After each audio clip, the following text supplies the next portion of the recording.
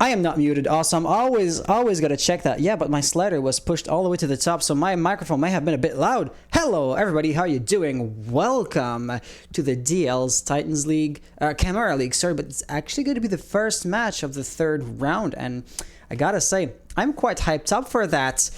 Our two contestants of the night are going to be Ascension and Validus, and our two casters of the night are going to be myself, Hans, and the one and only Jewel Rogue. You want to maybe introduce yourself while the map bans are happening beneath us as we speak?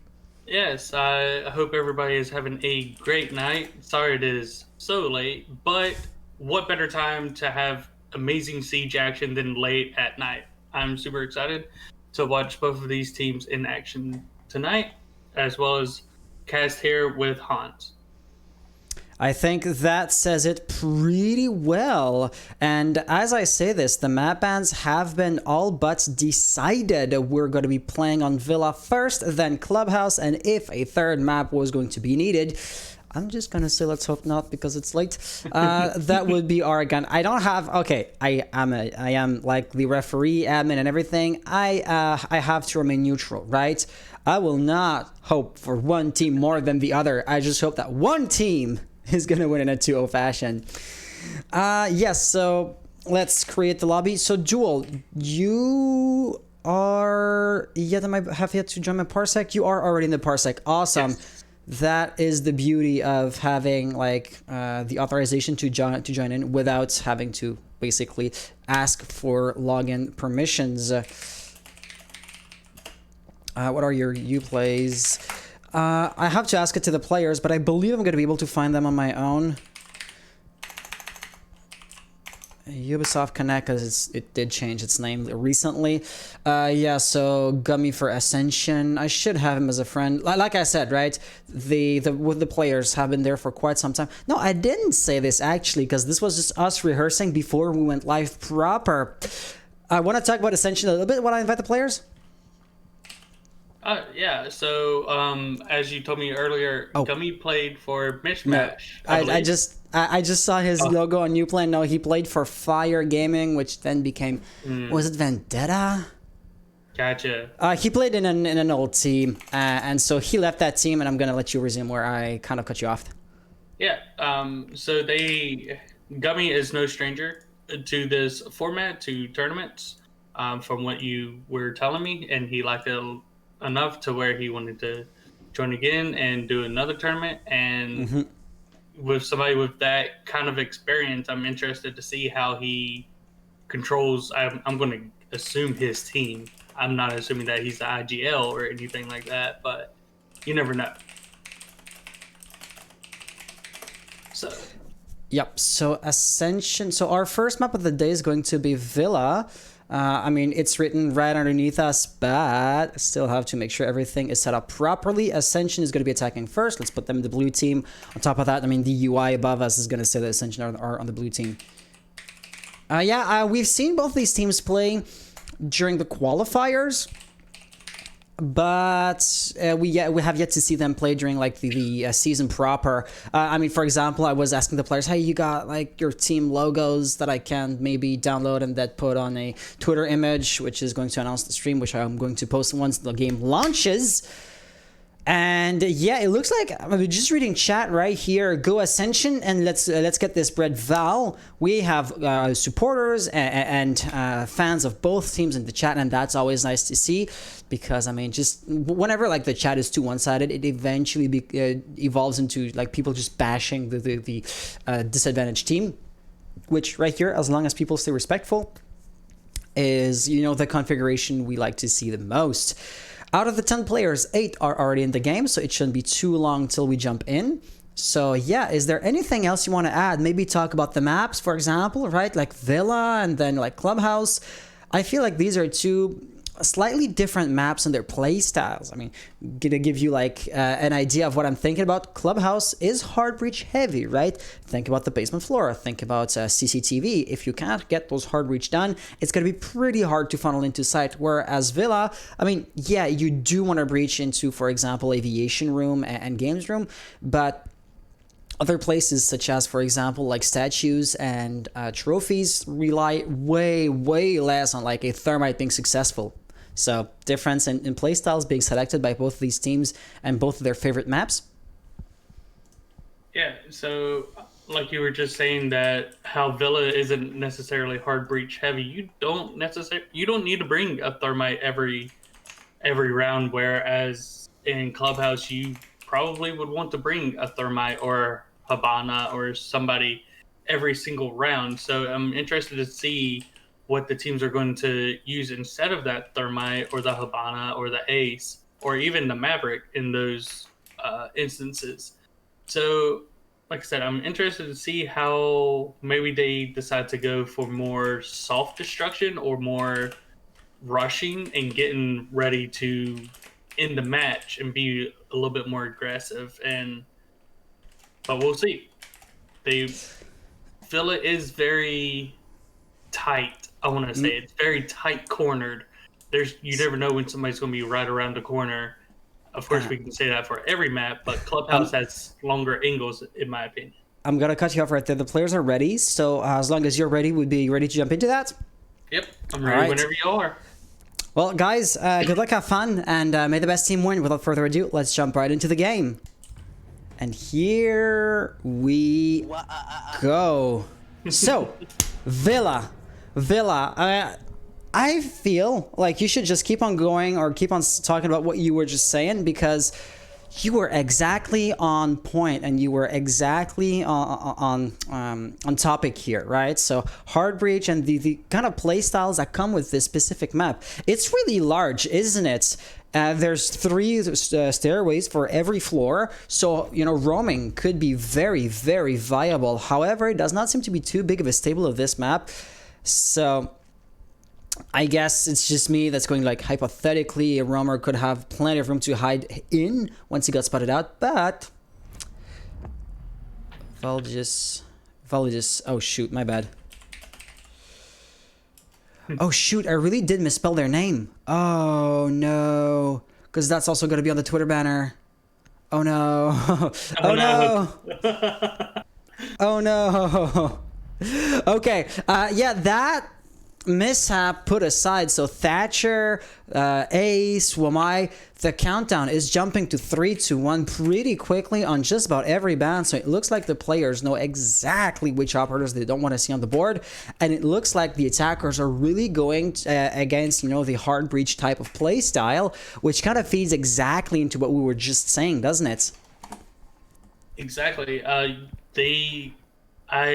would obviously see the Wamai getting banned, as he can just throw out those discs, and that will help the people if they go to the second floor Aviator game site, like they are deciding right now.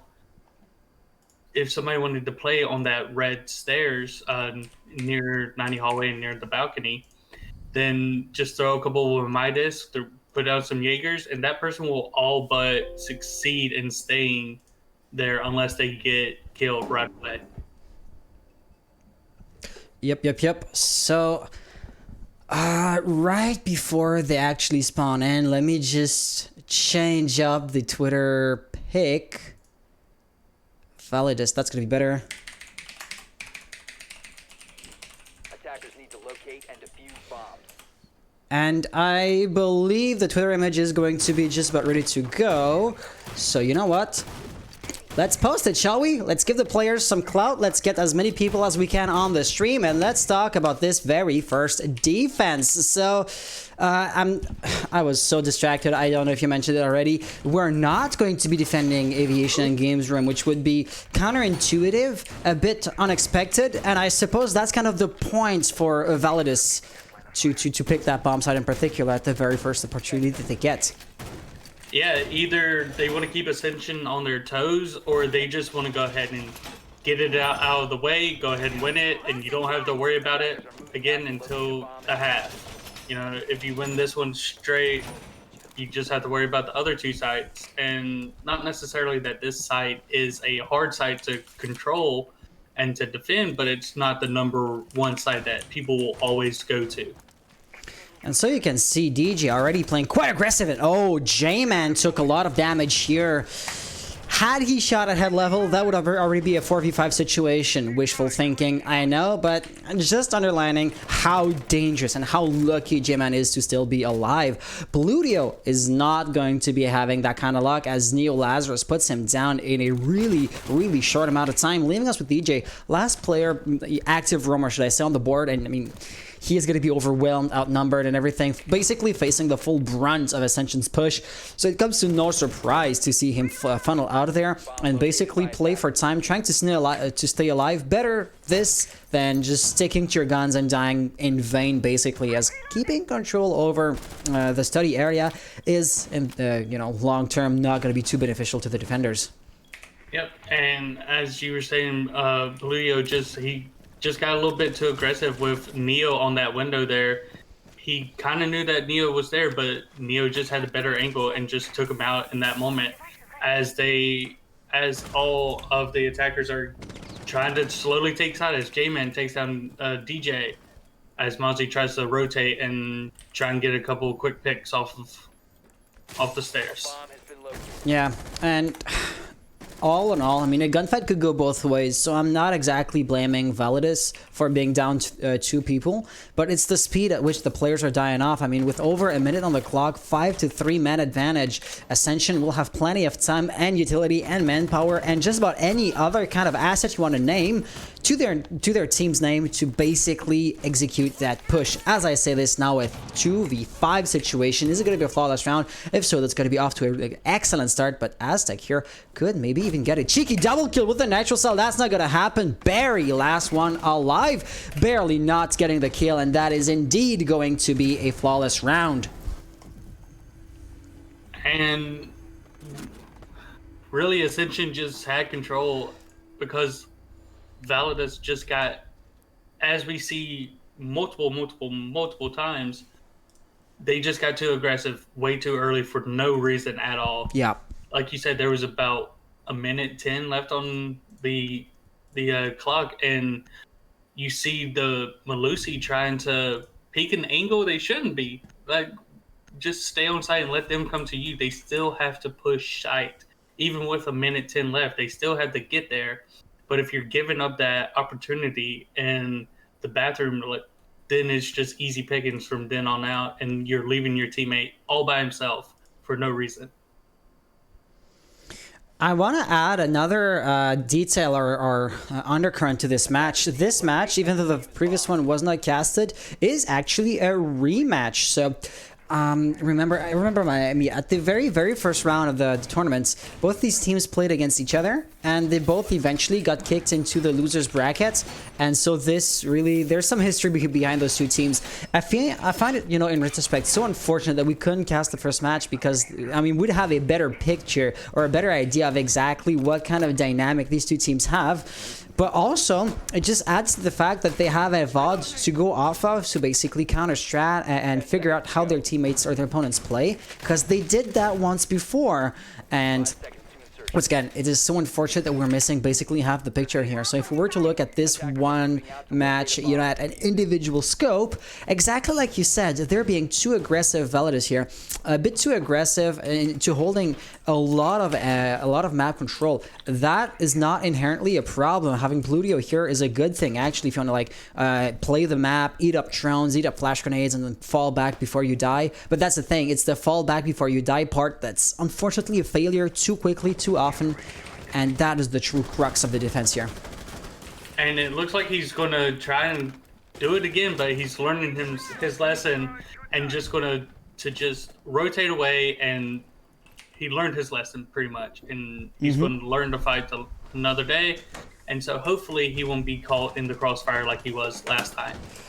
Yep, absolutely. Neo absolutely holding the angle here, but that this time is going to be Known Titan getting the kill, leaving us with, yeah, DJ seemingly was the last active Roman. He is low on health.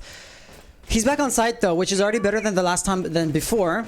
So with any luck, we would not see a flawless round play out as we saw, I mean, mere moments ago. But then again, Ascension are off to a really good start. Even more than the man count, there's like the health pool that is going to be this unbalanced, because DJ is low on health. Yeah, just one shot from any gun in the game will just take him out instantly, but he's playing it passive. He's waiting for them to come to them, as pretty much the rest of Validus are doing as well.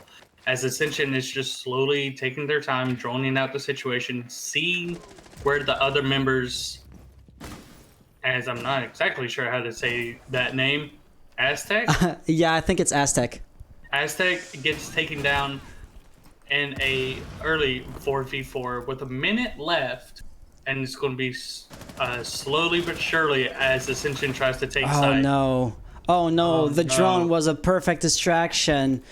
So at this point you have like one player behind the wall on B, and the other ones are going to be on the other side.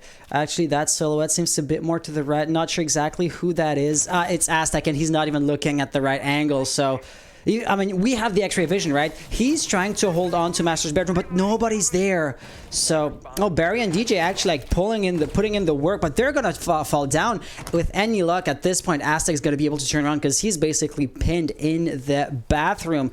Let's see exactly where the push is gonna be coming from, because Gummy and Aztec, or J-Man, sorry, are really split here. There's gonna be Ash off the board. Gummy, last player alive in a 1v2 situation, does not have diffuser. 15 seconds on the clock, and that is going to be him taking some amount of damage, but he is still going strong. DJ finally off the board. 1v1 situation with the pistol. Aztec is going to finish him off.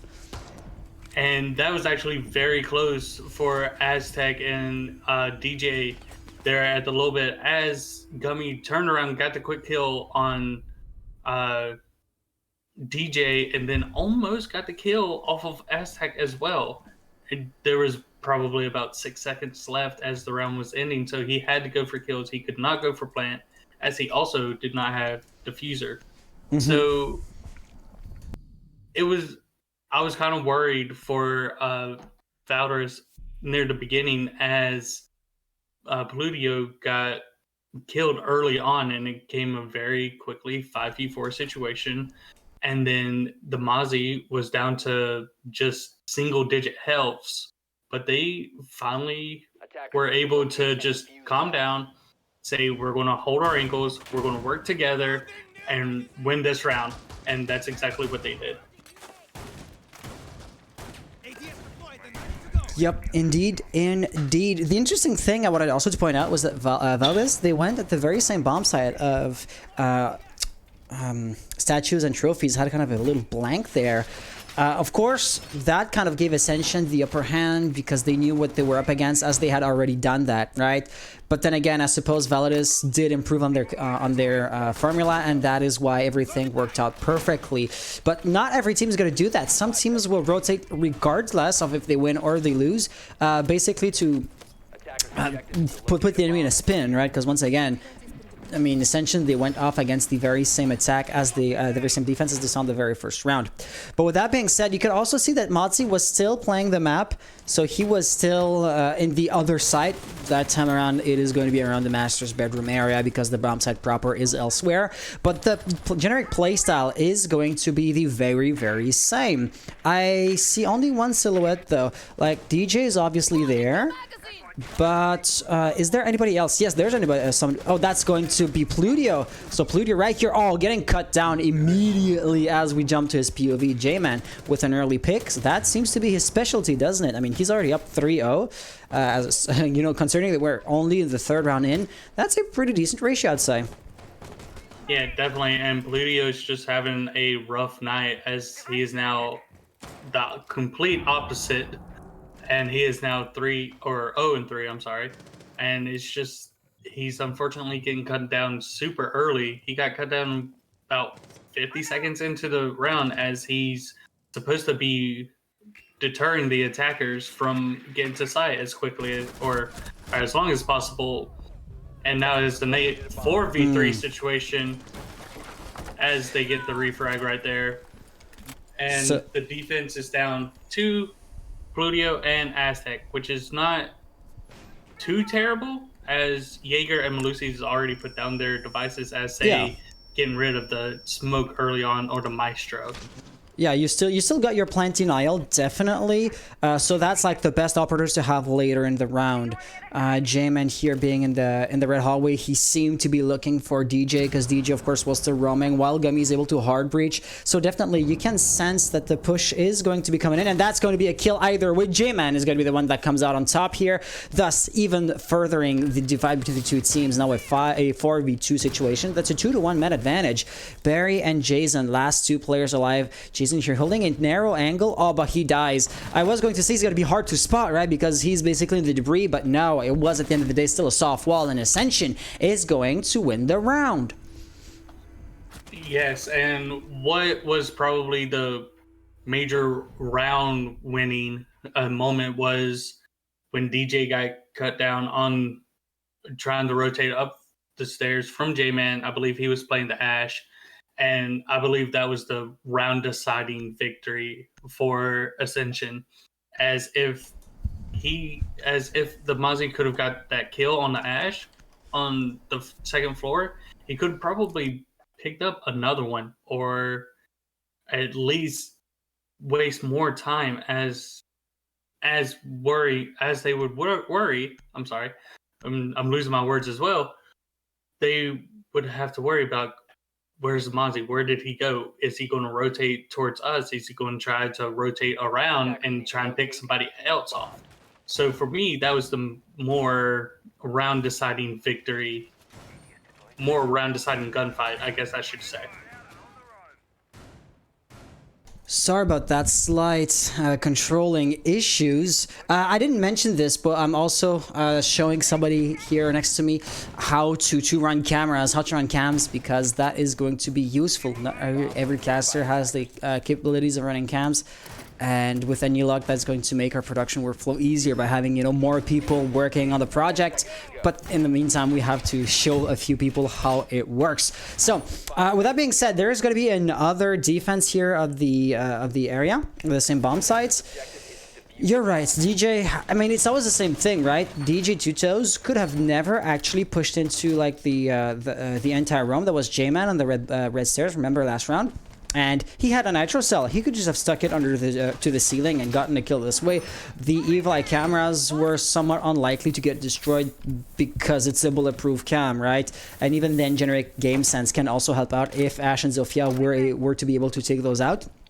So all around, not giving your life away is, or not at the very least, forcing the attackers to come to you to play for time as much as possible, is something I suppose Validus should be doing a bit more, because we're starting to have a sample size where I feel confidence into saying that I guess Ascension can somewhat outgun Validus most of the time, and as such, Validus should be a bit more conservative with their gunfights. And I would probably agree with you on that, as Ascension, I think the reason that they lost the first or the second round technically to Validus is that they didn't necessarily get outgunned. They just didn't see where other people were at that moment and just happened to die in those moments. They weren't taking on gunfights. It was more of this person just got a good kill or anything like that. So I'll agree with you on that statement and saying that so far Ascension is outgunning Validus. Which is unfortunate because they do have the defensive side, so they would, on paper, they should be on paper be able to get a few picks, and especially since they're not going to be defending the entire game. Eventually, I would tend to not expect too much from them if the current meta doesn't change once they start attacking. But with that being said, it's going to be non-tied. Peeker's advantage as Sex shouldn't have been exposed as he was, and yet, I mean, he did stay pretty much static. Non-tied lost a lot of health there, not to be underestimated, but at the end of the day, Ascension still have 5 guns up, and that was your extended hold being basically swept away, right? He was holding onto the corridor. You still have your 2 roamers, so Pluto and DJ 2 Chills are yet to be flushed out, so with any luck they can wreak havoc on the attackers. But in the same breath, if they're roaming, they're not exactly helping out on the defense on the bomb side proper, and this is exactly where the problems are going to start arriving. Jay's in heavy pre-fires, wants to stay alive, and you can just see how badly the defenders on OBJ are outnumbered, and that's going to be problematic. I believe Pluto is slowly coming back, and he has a great potential angle into study, and that could be a round changer, but he yet has to get a kill out of that positioning. Yes, and unfortunately he just looks the wrong way as McFoles gets the kill on Pluto, and now it's just a slew of kills as it's now a 4v1 as Lone Titan gets a double kill, and possible that DJ gets a kill, but it may be too little too late as it's a 3v1. He's a post-plant situation with 30 seconds left on the clock. He should have done that natural cell earlier because it was spot on. He's going to get another kill, but the flank from the left side is going to be his end. He played well, but once again, he played too little, too late. I imagine he gets the kill on the planter of the diffuser with the natural cell, runs up while the attackers are scrambling to like recover the diffuser, go for another plant attempt. And I mean, wishful thinking, I know, but that could have been out of a 4v1 down to a 4v2 pretty quickly. The last 2 kills would have had to be earned, and I mean, once again, going back to the thing of it looks like Ascension are outgunning their opponents, but that could have been a really interesting game plan. I know, once again, I'm not in their shoes. I know, once again, I have hindsight, x-ray vision and everything. So it's really easy to just sit here and like pass a judgment onto the players. But, I mean, really, he did everything he had to do with the natural cell and stuff. But he just did it too late, Exactly, and he probably had no information, unfortunately, to go off on. And he was just a little bit late returning back to site. As soon as it became the 4v3 situation, I feel like he should have been slowly moving back to site. But of course, also, as you were saying, if he threw that nitro cell and denied the plant from going down, what we always ask, what if, what could have been at that moment? But unfortunately, we will never know as we are going into round 5 with Ascension up 3-1. Yeah, the role swap is coming up pretty quickly, and at best at this point, Validus can only equate the scores. That's not too encouraging for any Validus fan and supporter. But interestingly enough, at this point, they're going to be in their tertiary bomb site, which is on paper supposed to be somewhat weaker, right? It is, by its mere definition, a tertiary bomb site. But if Ascension don't expect it, and they don't seem to have expected it, they might be ill-equipped. I mean, for example, notably missing operators would be Sledge and Buck, because you want to be using that software to its fullest potential. And you can see that Validus are bringing Roam dedicated operator, right? Pluto not playing with the Jaeger, but with a Vigil instead. You won't have those protections against nades, but the roaming game should be a bit more aggressive, especially the DJ did not leave the Motzi operator to have, you know, that Vigil on the board. Yes, and it's going to be very interesting to see what Pluto can do with the Vigil instead of the Jaeger. And so now he can't be really spotted with drones. They'll know that he's around necessarily, but not exactly where he's going to be, as they'll get those squiggles. As Jason is playing from underneath, trying to see if anybody's going to hop into that window and hopefully get an early pick, as Pluto is also being a little aggressive on that window and just trying to see if there's anybody peeking at the wrong time. Oh, and that's going to be DJ getting a kill, but refrag thereafter. Oh, yeah, so that's both roamers basically off the board. But right here, Jason's going to see Neo Lazarus, and he puts him down. You know, we don't get to see this too often, but it's actually going to be an equilibrium state. As many players on the board on both teams. And Validus seem to truly have the upper hand now, as they have the health pool advantage. Plus, the lost operators on the attackers are, I would say, a bit more problematic than on the defense, right? Losing a roamer is more or less to be expected. You could say that the roam game was actually a success this time around, but Neo, how many air jabs did he put out? Seeing as he was only repelling, probably not too much. J-Man being the obvious entry fragger. Of course, Known and McFlaws can just be a backup on that basically entry fragger role. But yeah, the proper blind denial operators, the important defenders are still up. I would say Validus have the upper hand, and that's not something we see too often. So I like to see that, basically. And I agree with them having the upper hand, as Smoke is still on the playing field with his 3, now make it 2 smoke canisters. That's basically going to deny the attackers from going inside, as he's going to try and get... He gets a kill onto Known Titan, making it a 2v3 situation, slowing down the push from Gummy, as he knows that the smoke's around there somewhere, but not exactly sure where. And the shotgun at that range. Oh, if you missed that, it's not going to help you out too much. Oh, how unfortunate. 1v2 situation. Gummy is not exactly a frag-heavy operator, and when faced with the Alda's gotta win, doesn't it? So yes, Validus will be taking a vital, crucial round to their name, because once again, you really do not want to go up in a 2-4 scoreline as the defender into the role swap. So this was, like I said, primordial. Let's see exactly how that last round's going to play out, because once again, if you go into the attacker side without at the very least an equal footing, that's going to be rough for the second half.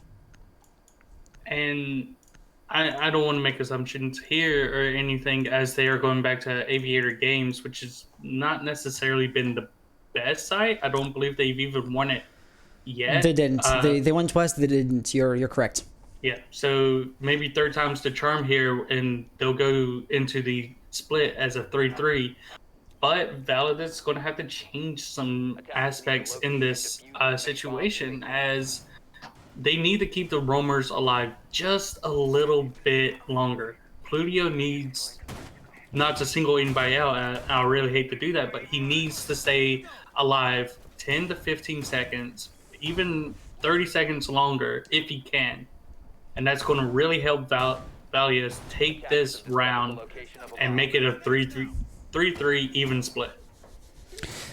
So yeah, and it looks like the playstyle in a generic sense stays pretty much the same, right? The operators are eerily similar. On the defense, I mean, I don't believe McFlaws was playing with Iana early into those last few rounds there. More intel on the attacker side is always good, and I'm just trying to figure out who he was playing before. Was he playing Hibana? Well, if he was, Gummy is on that operator now, so it's not the end of the world. So if I can't figure out which operator has been let go, I suppose it's not that bad of a loss, you know? Whereas, that's gonna be DJ on the window. And that's a very early pick, as DJ becomes a little aggressive and takes down J-Man, making a very early 4v5 situation. And he's still alive and hasn't taken much damage as he gets a lot of shots onto known Titan, and he's just being a pest right now, as Mozzie is, and hopefully he'll be able to help out his team even more. Yeah, as you can see this time, I mean, whenever you have a problem to outgun your opponent face to face, I suppose a spawn kill is the logical answer, as at the end of the day, using the advantage of surprise to your fullest advantage can be pretty useful to get a cheeky pick. Now you have the upper hand, numerical advantage, which is now gone because DJ kind of fell, but Known Titan lost a lot of health in the process, so you could argue that Validus are still going really strong, especially considering that Plutio didn't die in the process, and he's now back roaming. Yeah, he's come back up the red stairs, so he's still very, very active as an annoyance for the attackers. But oh, he made his presence known, but left immediately after. You know, that's the interesting thing. Sowing doubt in the attacker's mind, preventing them from executing a push with all of their force full brunt, because if they do, well, then their backs are going to be vulnerable to the still known threat that a roamer poses. So all around, if Plutios plays it passive enough, that could be really, really interesting. I would not expect him to run up, say, Astronomy Stairs, because that would be a big flank, and there's probably no amount of air jabs, and, well, the one Claymore that Known Titan has yet to be put down, so at the very least, the deterrent wouldn't be lethal, but then again, too big of a rotate to expect that out of him. Yes, and it just looks like they're going to be pushing up the red stairs location, as Lazarus is just going to be watching behind them the whole time, putting down air jabs, and Plutio is going to take a lot of damage as he, I believe, tries to go up the red stairs. Yep, as Lazarus, like I was saying earlier, was watching that location, just waiting and watching for Plutio to make a mistake. And Plutio will take down McFalls, actually, while being injured himself. And Neo will finish off Plutio. Hey, their roaming game really is improving. I like to see it. I suppose that's just adaptability, adapting to your specific opponents. And oh, that is going to be the future loss. Of course, gets recovered immediately after, but he has a very good positioning. That Nitro, if it blows, it does not explode. Neo Lazarus, last player alive, but Jason with a double kill.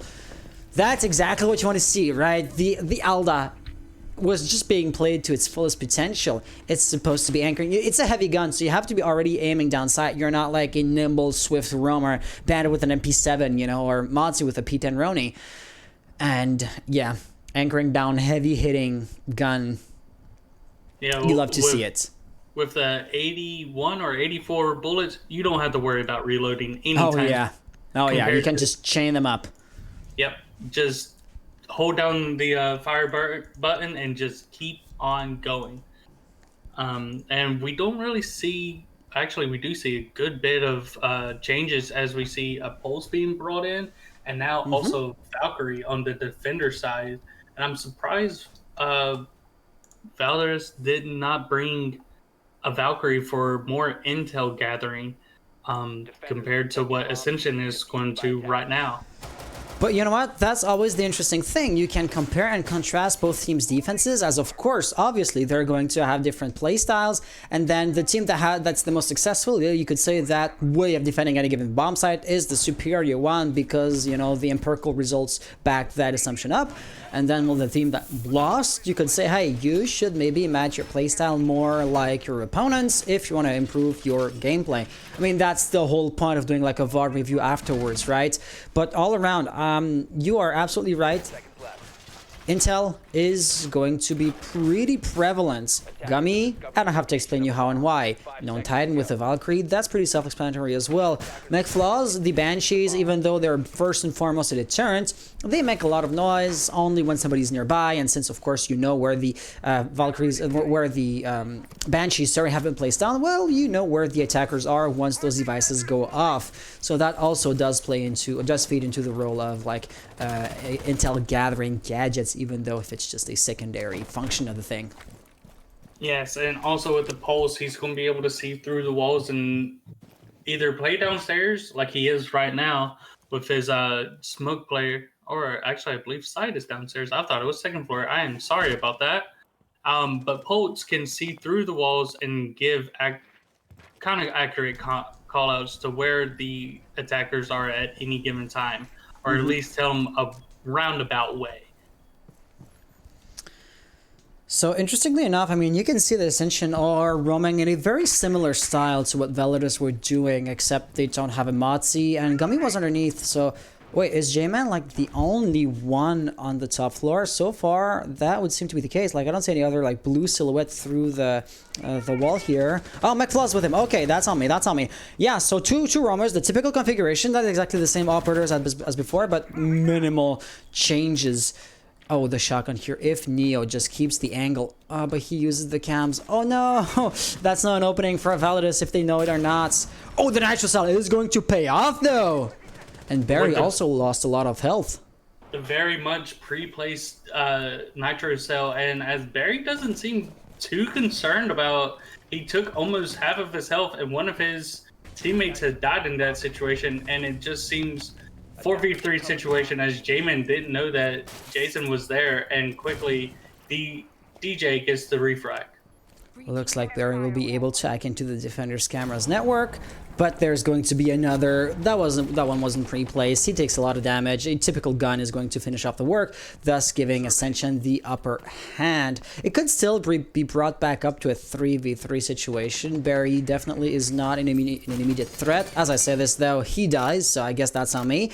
But Pluto is going to be inflicting so much damage onto Gummy. He still has an actual cell, so seeing him die early on, quote unquote, as there's only 30 seconds on the clock, would be unfortunate. But there you have it. McFlaw is getting an nasty kill on Pluto. Last player alive is going to be DJ2 Chose. Your Hibana isn't exactly an entry fragger. He's ill-equipped to play that role, but there's nobody else to entry frag. So it's going to be him against basically the world. Gummy is now down to a 2v1 situation. That's way less intimidating, but the hatch is still going to be, let's just put it as problematic as Neo Lazarus will put it into the round with. An unexpected roam is the least I could say.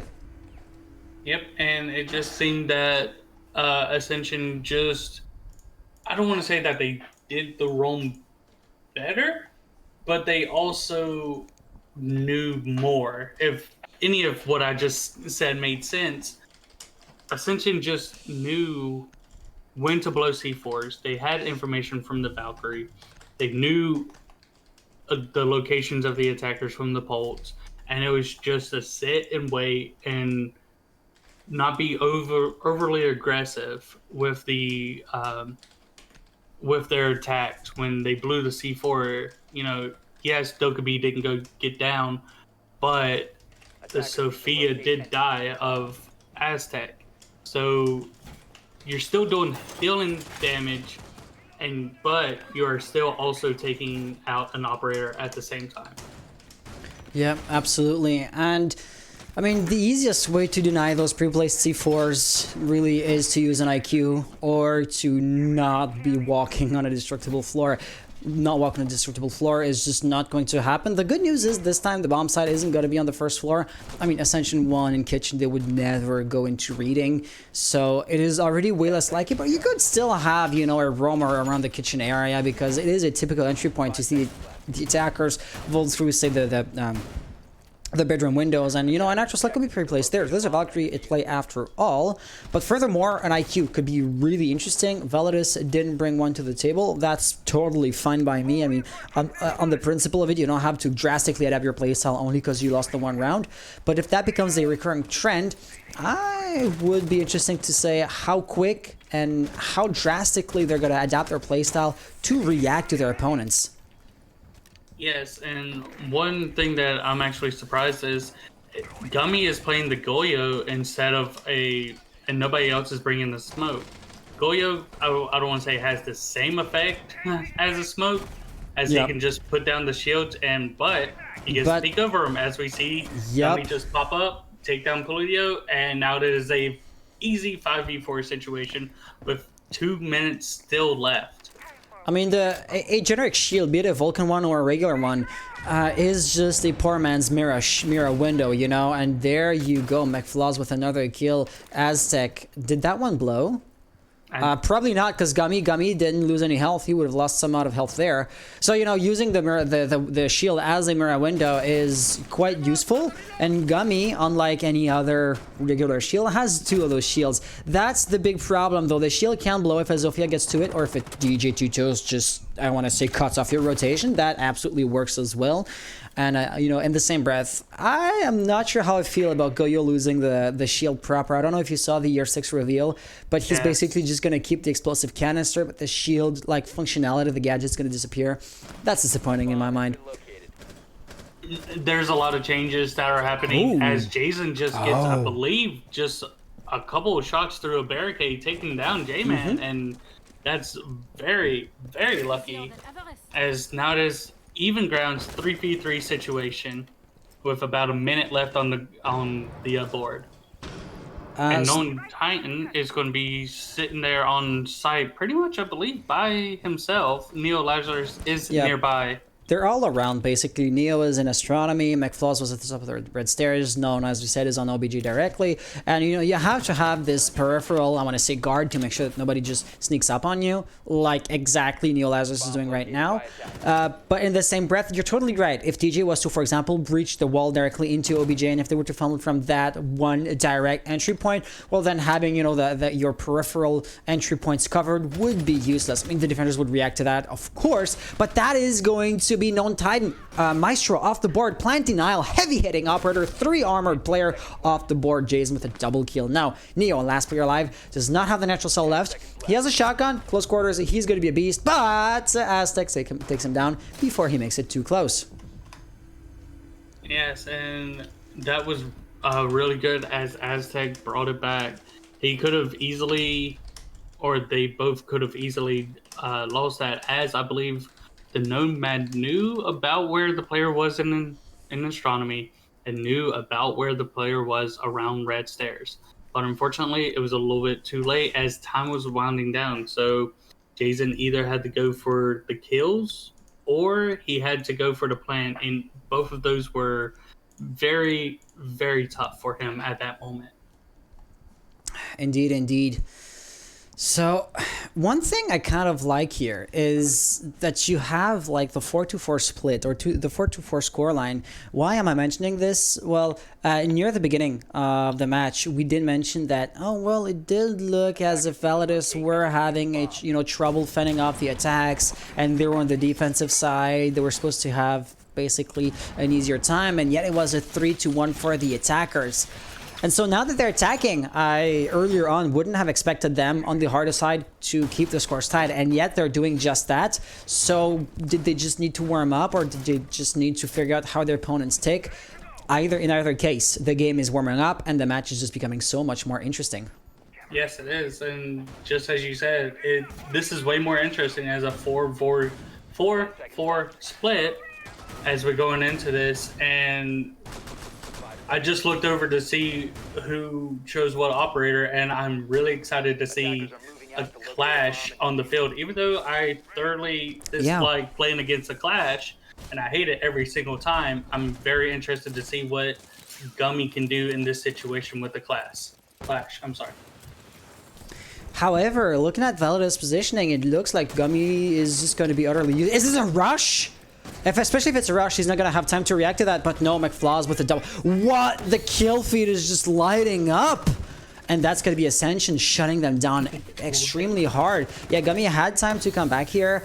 Jason could still maybe cause Gummy to fall on his back. He's going to get a first kill on J-Man. That's pretty useful, but they're essentially stuck into study. Oh, here Gummy's taking some amount of damage, but that truly was not enough. He still has 3 concussion nades, so that could be like a crucial gadget to take Gummy out. But you couldn't just flash him and run in while he's blind, as of course somebody else is going to be there holding a cross angle. So it looks like the Validus team just played themselves. They're stuck here with not much to do, peeking in, but I mean, slow as he is, of course he gets shut down, leaving us with Jason. Once again, support operator, not an entry fragger, not by a long shot, but there's nobody else to fill in that role, so he's gonna have to funnel in, you know, be it as it may, because it's all there's left to it.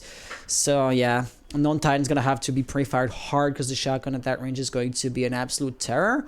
And on the other side, there's going to be an electrified shield. It looks like they're going for a tactical timeout. So as a team, they're just thinking to themselves, what did we do wrong? What, why, and how did we lose this round? And what can we not make again? What kind of mistakes should we not make again in order to increase our chances of winning the upcoming rounds? And to that, I'd say the rush. The rush was ill executed.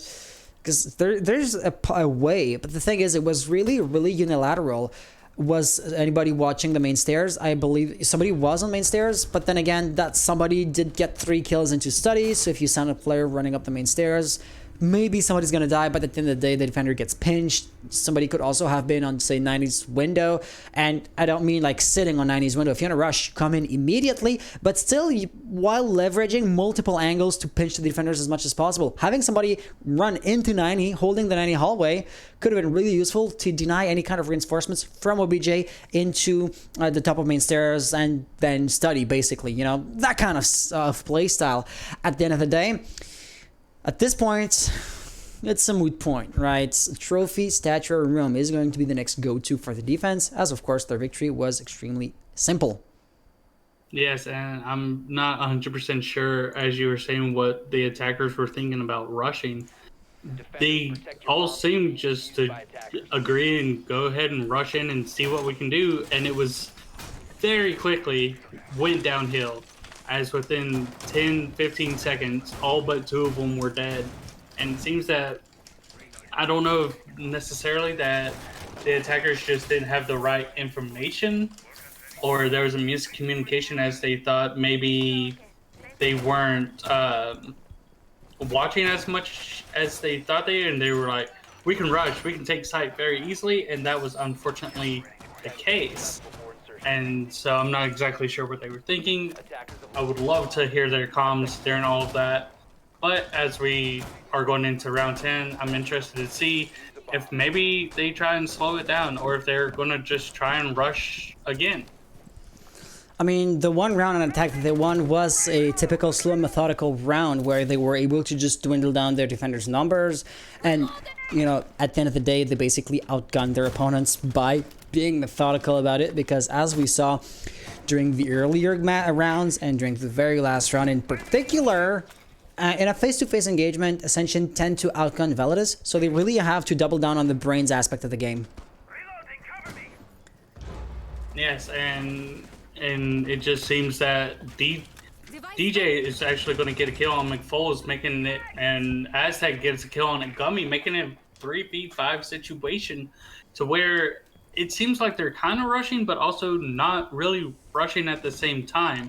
They're being efficient. Yeah, that's the better word for it, is that they are very quickly making their way onto site, as they have gained control over red stairs very quickly, as Aztec is going to try and go into that statuary location and hopefully, maybe, get a couple of kills. As Neo gets killed on Barry B. Yeah. Barry, that's the frag grenades off the board. Really good PC utility now gone. Basically, the attacker's equivalent to a nitro cell.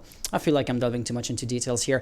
Pludio also taking a lot of damage. That's going to put a damper on his push, but it looks like DJ is pretty successful on his side. So, yeah, Neo and J-Man are now in a 2v4 situation. The good news is there's one on both sides, and I don't see any, like, silhouette coming up.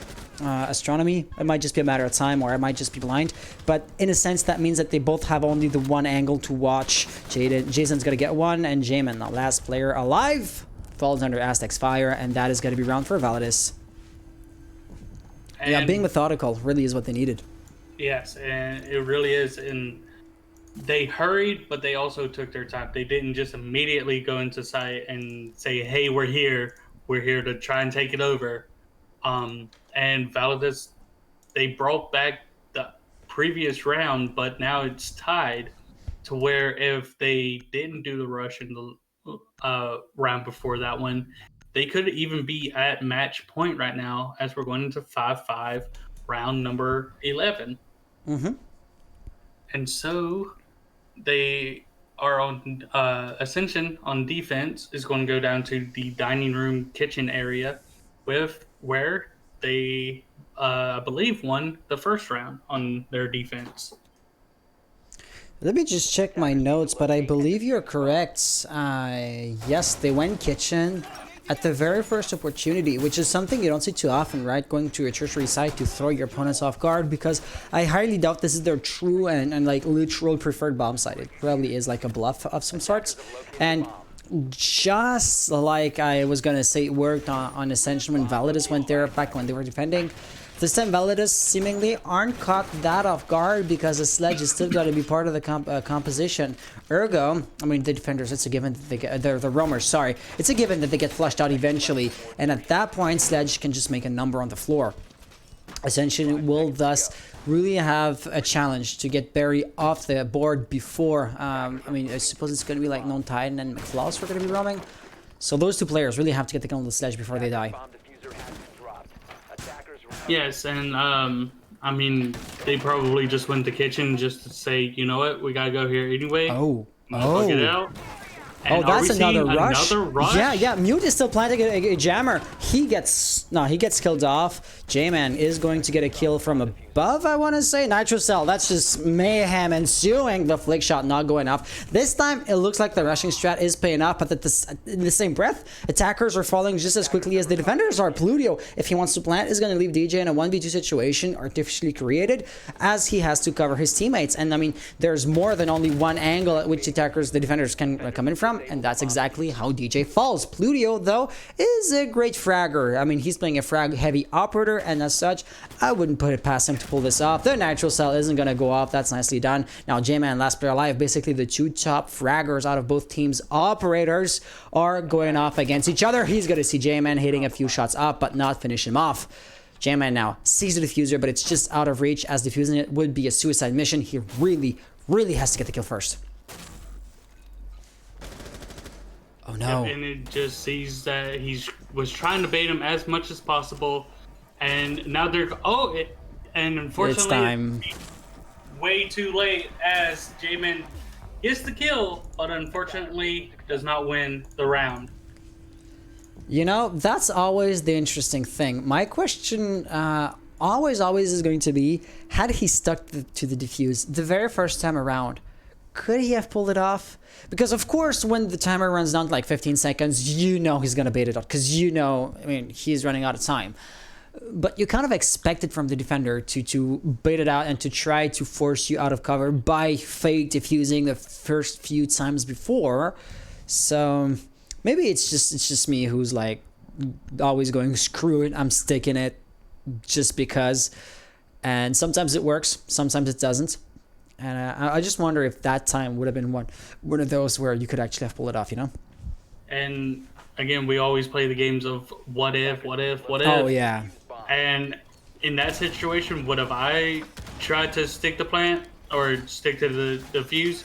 Yeah, I probably would have. And I would have had my teammates yelling in my ear, what are you doing? What are you doing? Yeah. Yeah. But, you know, we weren't J-Man in that situation, so there's no telling what they were saying. And I agree with you.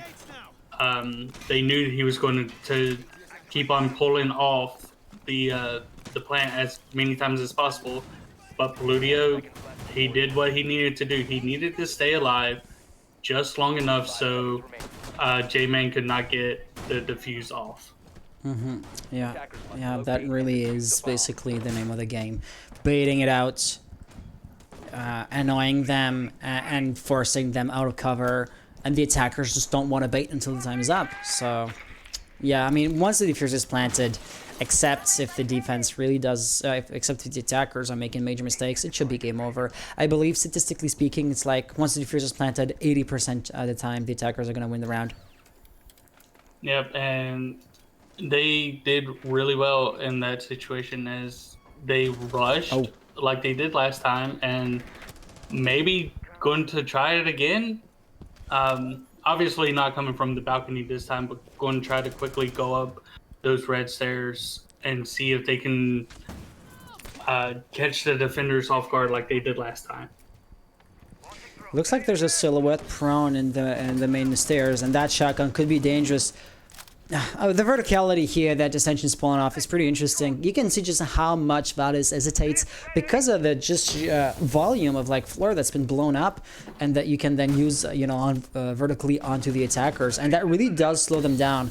Not sure about Non-Titan using up all of his smoke canisters this early into the round, because it really is way too early in my opinion. And he's also, oh no, that nade is going to be the end of it. But no, there's an ADS device. He still makes it out alive, but he doesn't seem to be at the end of his troubles, as somebody over there on the balcony was shooting at him, didn't get the kill off, but he's low on health. McFlaws is going to be watching over his flank. That's going to be a nice kill. And another one from Non-Titan. Yeah, the attack really is crumbling apart, and it looks like we're going to be going into overtime, as, I mean, Validus are in match points, but they would be hard-pressed to pull this attack off at this point. It would be very impressive if they could at this point, as you had to get rid Of the Clash, yes. of the Clash and also 2 Nitro cells from the Melusi and the Mute. I don't want to say it's necessarily impossible, but with a minute left, it's going to be a very, very uphill battle. And now it's a 4v2 situation as Jason gets the kill on J-Man, taking that Nitro cell off the table, as DJ is going to try and go up the other stairs, and they're going to try and hopefully do like a pinch maneuver. But still, 38 seconds left. They need to start heading towards site and taking these people off the board. I just want to underline how J-Man was speaking in a sloppy manner. He was walking up the stairs without ADSing, without his gun at the ready. And I don't know if it's just that he was truly not expecting an opponent to be there, or if it's just that he's thinking it's a 5v2 situation, the round's basically in the bag, because when you start taking those, small details for granted, that's when, things can fall apart. As you can see right here, Known Titan is now down. If he can maybe just, air jab somebody out of there, he could maybe get the plant off. He's gonna have to stick it. He does have diffuser, but of course the shield is not going to relent. Yep. So there you have it. Ascension winning the round, bring this officially into overtime. Yep, and unfortunately for them, it was just they had to deal with the Clash, and they had no way to deal with them. If they didn't have the Clash, Validus could have actually possibly won that round. It was a 2v1 there with about 10 seconds left. I'm not saying that he could have or it would have worked, but there's always, again, that possibility of what if. Nomad was in a 1v2 situation, and whenever you're in a 1vx as the attacker, planting the diffuser is extremely unlikely for reasons I don't have to delve into, because that would be an insult to your guys' intelligence. But thing is, he's Nomad, so the air jab can, the flash grenades as well for what it's worth, can buy you a precious few seconds, and if the attackers are just barely slow enough to realize what's happening, and then they, eat the full brunt of an air jab, you could maybe barely just pull the plant off, Once again, wishful thinking, but as far as being in a 1vx situation goes, I suppose the Nomad was one of the better operators to be, or maybe even a Gridlock, because she does have like the smoke cover that is also going to help you to cover the plants, but one of the better operators, not exactly the best. Yes, and unfortunately, I think if Jason had more time there towards the end, he could have possibly done some more, but again, we'll never know as we go into overtime. And I think in the first couple of rounds, if you told me that this match was going to go into overtime, I would be like, no, there's no way. Same here, same here. But it's 6-6, and I'm very interested to see what happens in these last 2, possibly 3 rounds. Yeah. So one thing that I can point out really quickly here on the defense is that they're spread out pretty thin, right? They have a few players all across the map. McFlaw's here, Gummy over there, J-Man at the red stairs. Spread thin, but not as in, they're going to crumble easily. For example, there are mute jammers to prevent, the lone roamer that would hypothetically be vulnerable to be droned out, and then laser accurate free fires, wall bangs, or nades are not going to happen. Gummy here feeding intel, that is going to be a good positioning to have. Okay, that was one of the Melusi's Banshees that got cut down, but Known Titan falling down. That's their top, no, he's not their top fragger. McFlaws, who's also going to die, was Ascension's top fragger, so at this point I would suppose Validus have a pretty good shot, but Aztec falling down does give the numerical advantage back to Ascension. Yes, and now it's really a 3v2 situation, as Sophia no longer has her withstand ability, so she can't stand up by herself anymore. So somebody has to pick her up, and I believe Jason's going to do just that.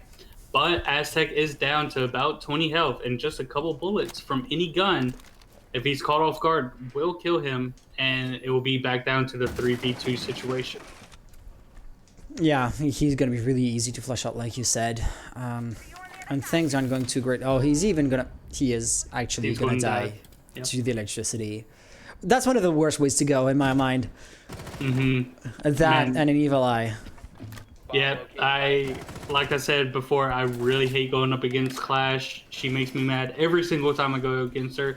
And as you can see why, it's very easy for her to whittle down your health It makes you slow, and you just have the disadvantage of going up against the Clash if you have no way to get rid of that shield of hers.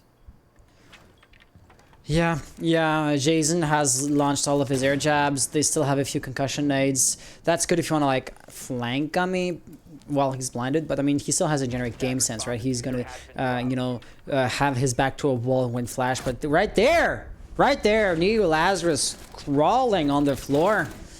I mean, playing like a snake might not be the most entertaining playstyle to go up against, but if it is viable, if it does win the round, I mean, he wasn't cheating or anything, right? It's totally legit.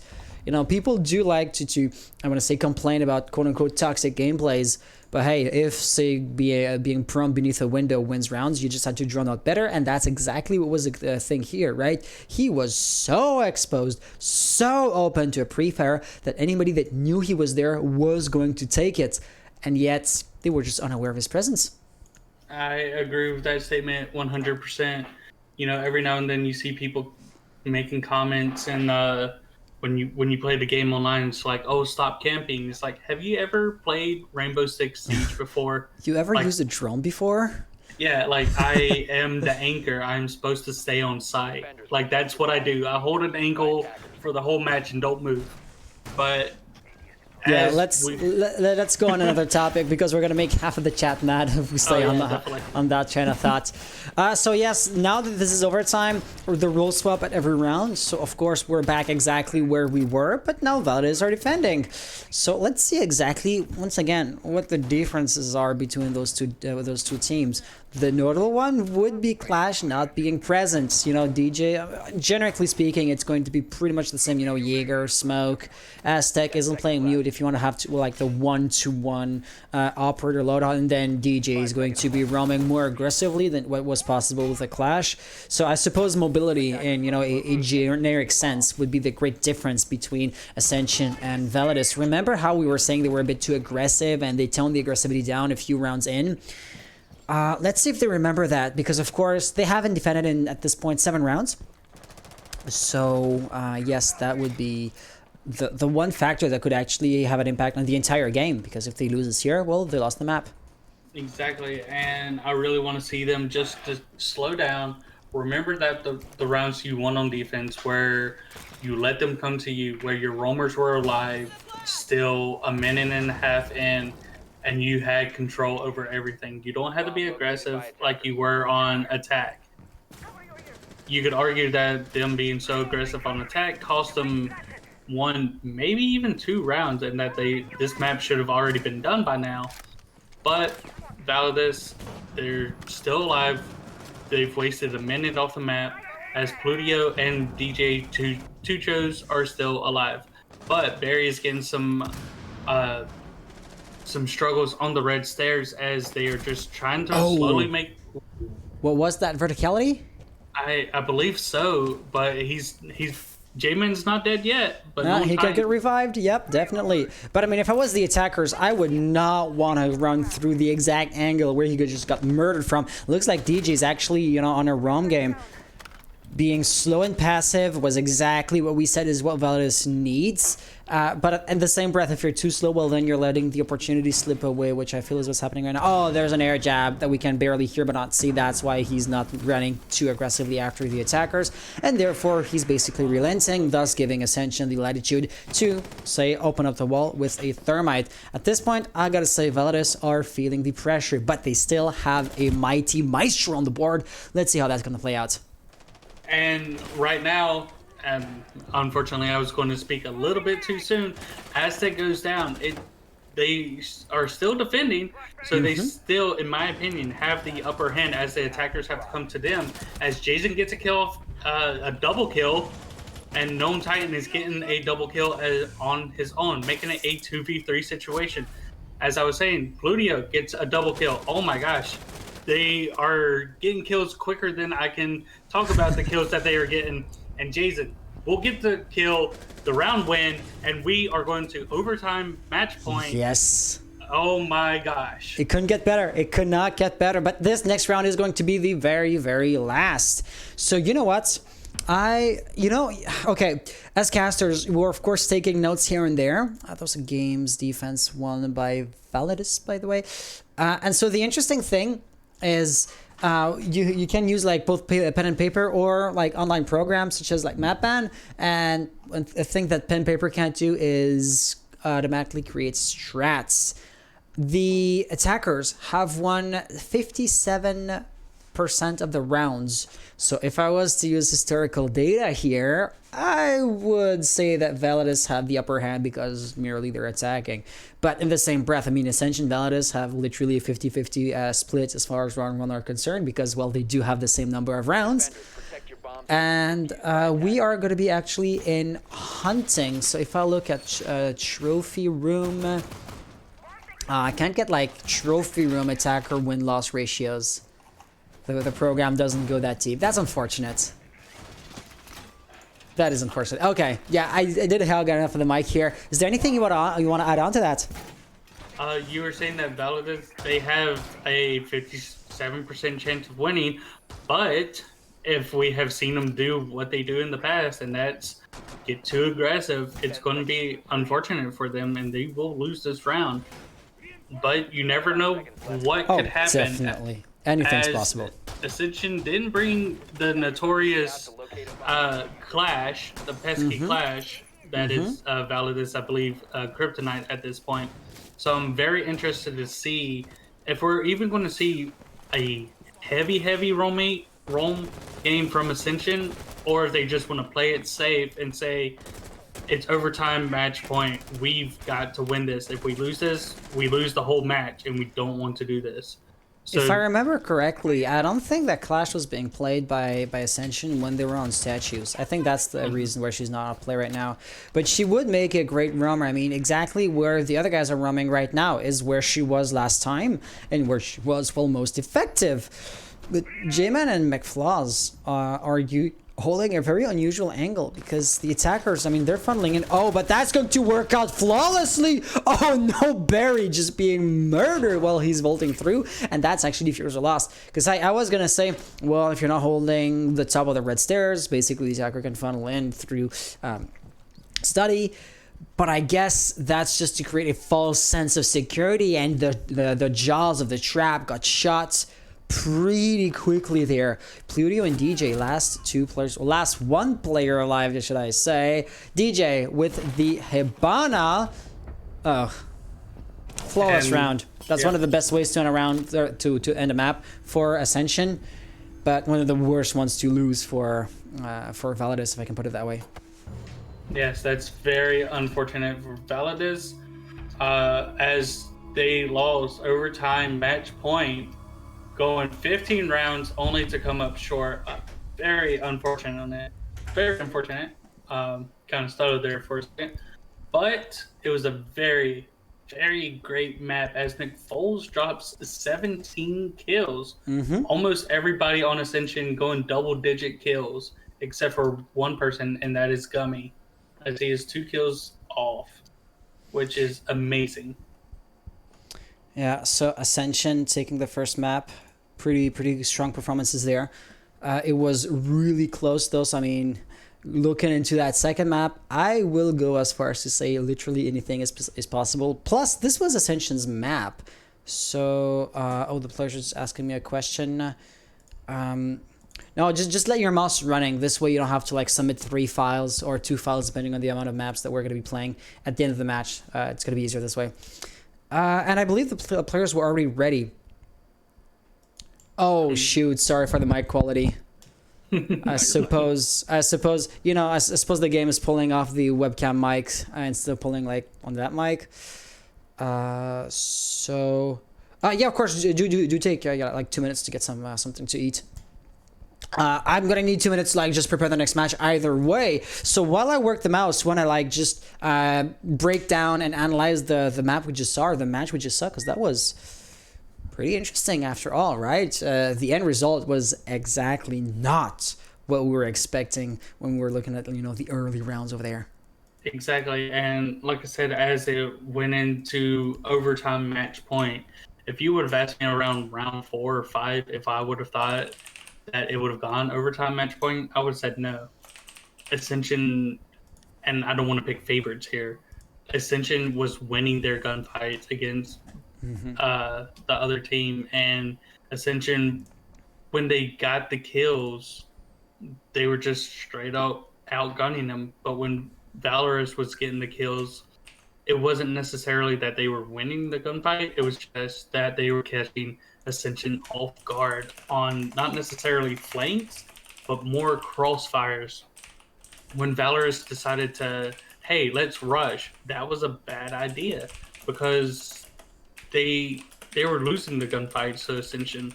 So with them rushing, and when you rush, you have to make sure that your gunfights are on point. And at that point, Valorous's gunfights, they were not beating Ascension's guns at that point. It very quickly became the 5v2 situation that we saw.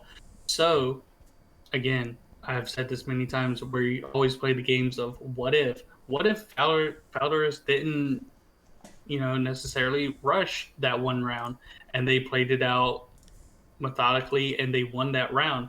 Would they have beat Ascension? Maybe. We'll never know, unfortunately, at that point. Would have been a good chance? Yes. They would have very much had a good chance, as both teams did really, really well in that map. Yeah, they had some hiccups between both of them, but Ascension, at the end of the day, they won their gunfights, they planned it out more, and they had less hiccups than Valorous. So Validus at this point are ready to jump into the second map. Ascension just not yet, but it's not going to be long before we chain them up. After all, it is quite late for me, just as late as it is for you guys. That's the thing. Validus are from the West Coast, so they are on a different. They're on a different time frame than we are. Just a few hours, but I mean, when you're talking about late at night, an hour makes all the difference. The players do schedule the games whenever they want. That's their right, and that's one of the things that do help us to stand apart in the crowded T3 League landscape of Rainbow Six Siege. But sometimes we as the organizer think like, damn, I'm not gonna get 8 hours of sleep tonight because tomorrow, for example, I have to get up pretty early. That's I'm delving off topic by so much, but everybody knows that, or anybody that is a student knows that feeling where, you don't have classes too early most of the days of the week, so you're used to getting up like, say, I want to say 10 a.m. And then that one day where you have class at 8, you're just screwed and there's no way you can listen in like while being focused and stuff. When on top of that, you're casting till late, that does not help out your chances. Yeah. And oh, by the way, go ahead. I was just reacting to Figment in chat saying McFlaws likes to go by flaws. Gotcha. So well, flaws it is. Falls it is. Is it flaws or foals? I suppose it's gonna be falls because Falls. yeah, I can't read gamer tags for my dear life. Gosh. I always pronounced it flaws, but it really is falls. So Yes. that's on me. And if we're pronouncing it right, somebody in chat will hopefully tell us. As DJ Two Toes, he could just go by Two Toes. We don't know him. Actually, probably played for a lot of these people, but now it's saying that Ascension is ready. Just checking in. Validus are still ready. Awesome. Well then, good luck, have fun. So good luck, have fun, Validus. Though you're on the orange team, you're attacking first. And so with that being said, may the best team win. Let's jump right into it, shall we? Yes. Clubhouse. One of the most played maps in the game. So at this point, really, I don't think Validus are going to be roaming as heavily as they were on Villa. I mean, that is just the nature of the different map that we're playing right now. But then again, Ascension, I think the playstyle that they had is going to remain very valuable here. The Clash. The Clash can be such a pain, say, on rafters, and she can be really hard to flesh out.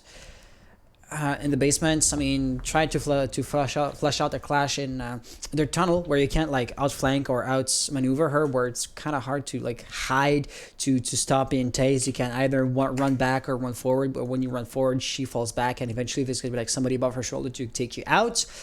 So yes, Hibana is gonna be the first ban. Yep. And as we see the second ban coming through, surprise, it's a Thatcher, as we see him banned almost every match now, no matter if you play unranked or ranked, or you are watching what we are watching right now, you're going to see the Thatcher being banned. Yeah, I was gonna say, why does your surprise sound sarcastic? He says himself with a sarcastic tone. No, I mean, I'm always saying the same things because at the end of the day, it still is the same game. So the same subjects do come up time and time again. If you have an operator that has to necessarily every single time be banned, well then that's poor balancing on your part, Ubisoft. Yes, and they probably thought, oh, we'll include different operators and they'll get banned instead of Thatcher. No, he will not. And that's very unfortunate for Thatcher, because I don't mind playing him when he's not on ban or not being banned.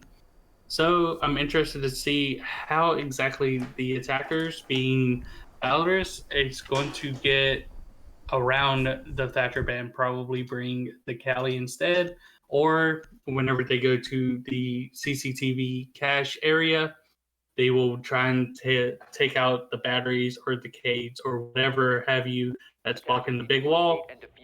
They'll probably try and go underneath and destroy those instead. Well, Maverick hasn't been banned, so it's going to be really easy to just use a Maverick to open up the walls, because you know the blowtorch cares very little about any amount of electricity or mute jammers. So at the end of the day, it is going to be interesting, because you opening up an entire wall panel is, I don't want to say trivial, but entirely doable for a Maverick. Sorry. But as far as the basement area is concerned, when you have, for example, a cage, on a few different angles, especially the hatches, well, if you want to open up a hatch, you're going to be using the entirety of that blowtorch, which could, I would want to say, like, put a mortgage on the follow-up sequences of the round, if I can put it that way. Never used that expression before. Let me know how you like it. I just read chat where Foles is like fools with a hard okay. O.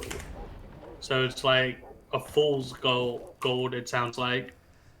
So Hard we'll know that from now on, as Known Titan is going to be around the Roamer game, and we're getting 30 seconds in to round 1. Pretty aggressive, by the way. Pluto already basically ready to set foot on OBJ. He would of course have to win a great many gunfights if he wanted to just declare himself the master of the bomb site, but he's knocking at the OBJ door, and that is no small task. Known Titan of course is going to get the refrag. That's the thing, right? When you're pinned for too long as the attacker, or even as the defender, somebody is bound to walk up on you and outflank you, which is where like Pluto was on his lonesome. Nobody was there to help him out. No drones, no claymores, no air jabs, no nomads in that specific round. Just to underline the underlying principle, Pluto was alone, and that was not good. And Nate is going to be tossed, and there you have it. Down he goes, and down for good he goes, but Neil Lazarus is going to get a kill, Foles as well, leaving us with a 2v4 situation. Thermite, of course, could blow something up. A hatch BB, dirt tunnel has been opened up, I don't know. Maybe even, oh, that could be a wall bang. The wall has been reinforced, okay, never mind. Or a hatch, especially if there's no Kate over there. But in the meantime, Aztec with a nasty kill, a 2v3 situation already way less intimidating than a 2v4. Yep. And with about a minute and 15 seconds left, you're going to see that Aztec and Jason are basically on the same angle, but on opposite sides, as Aztec is going to try and...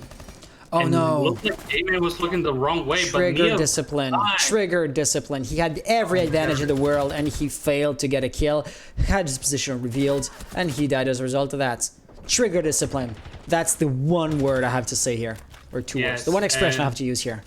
Aztec, he will have to ace, as that was his triple kill, 2 more people left on the board, and he unfortunately cannot do it as Ascension wins round 1.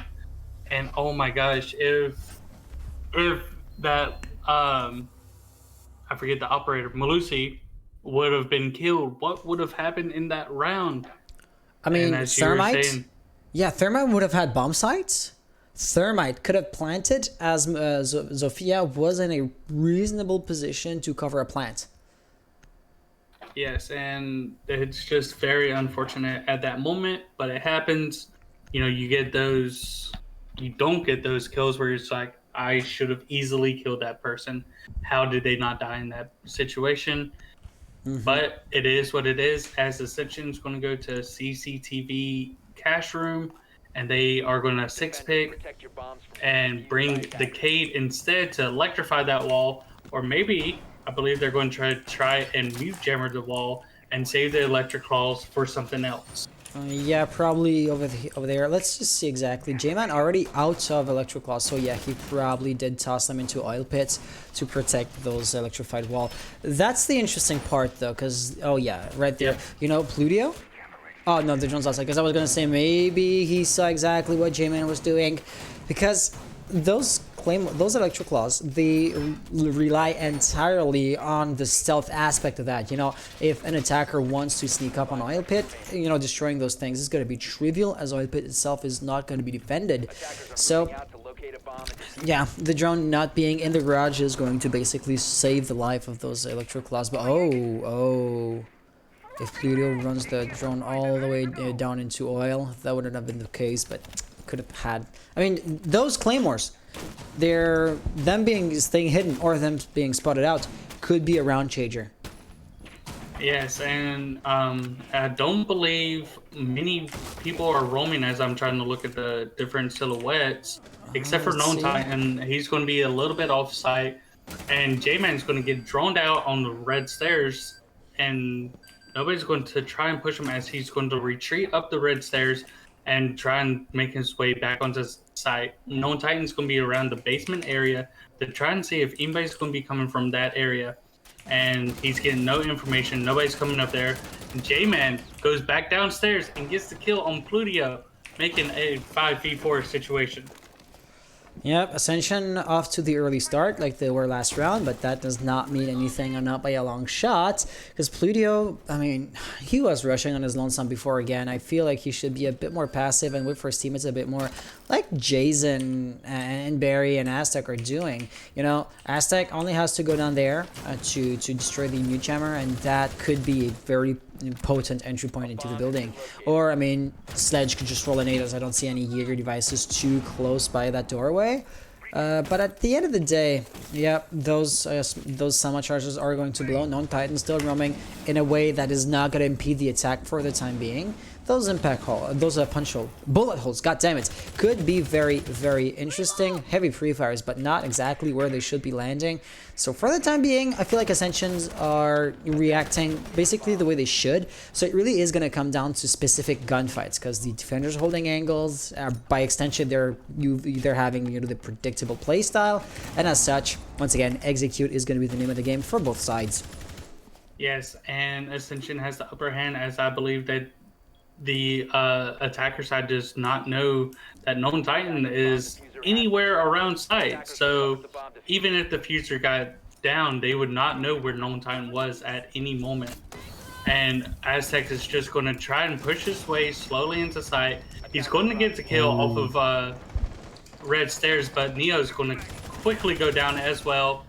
And Barry making Aztec, I'm sorry, double kill, 2v3 situation.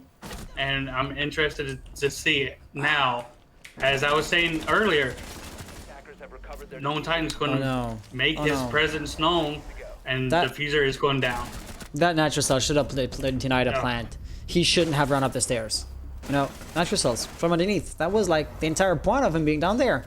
Long term, right? He was a roamer first and foremost, but that was like the secondary purpose of him being down there.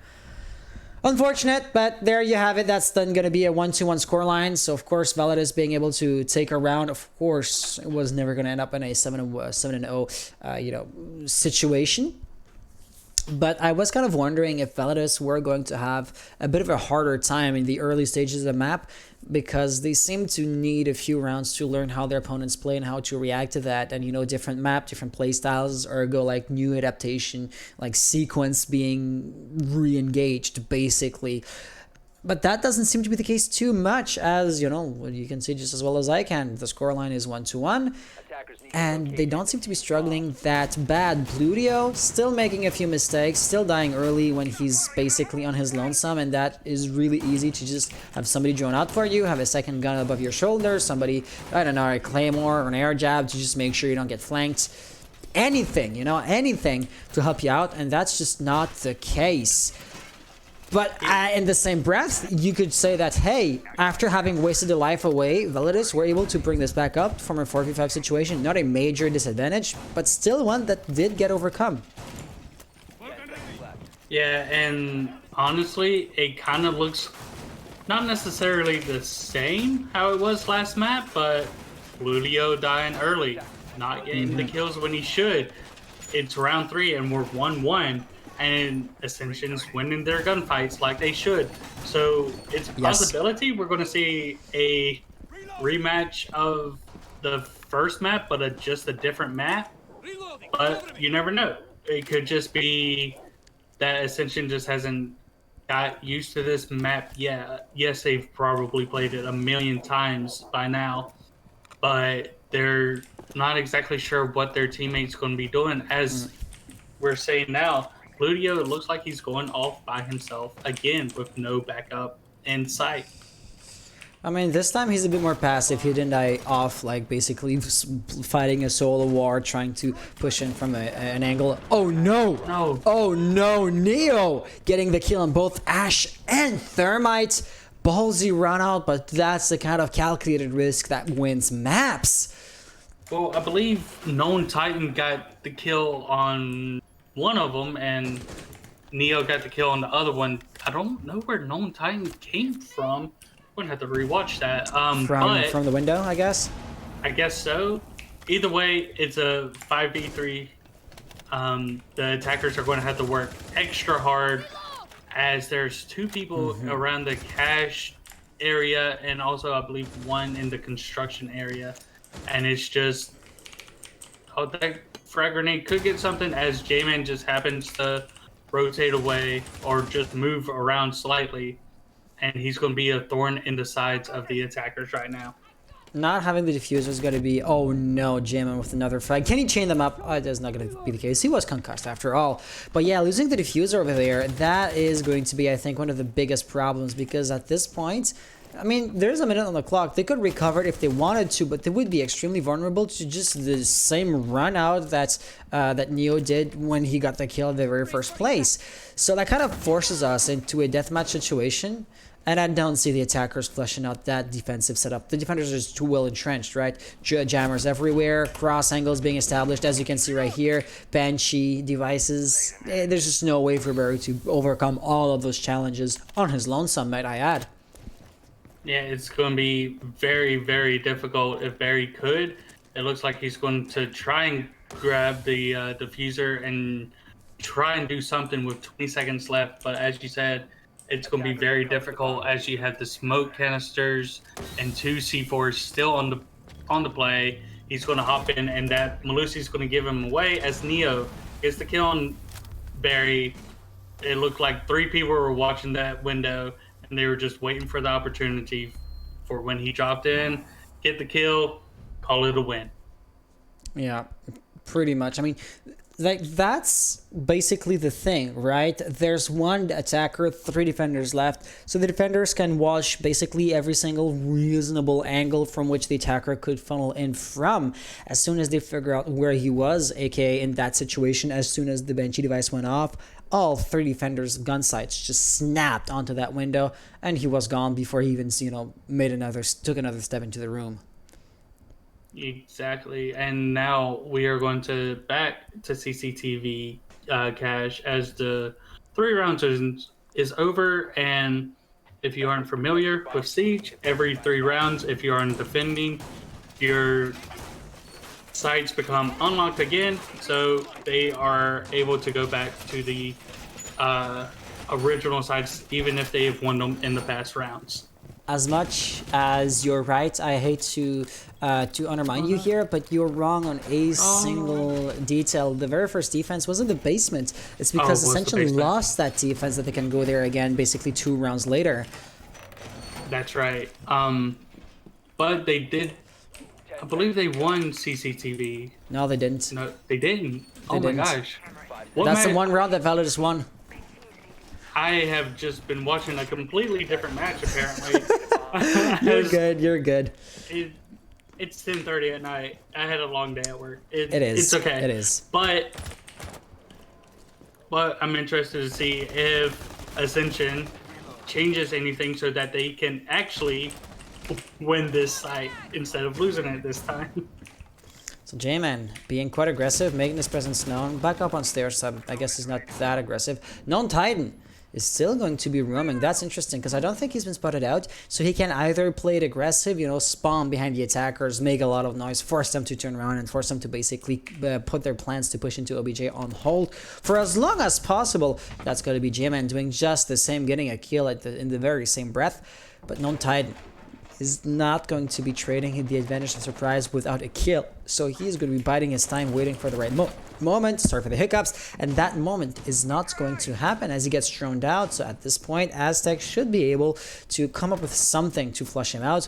And Non-Titan just does not want to roll those dice. He doesn't like the odds, and therefore he's not going to play ball. Running away from the danger really is the way to go at this point. The defenders have the numerical advantage. DJ also taking a lot of damage, dying actually.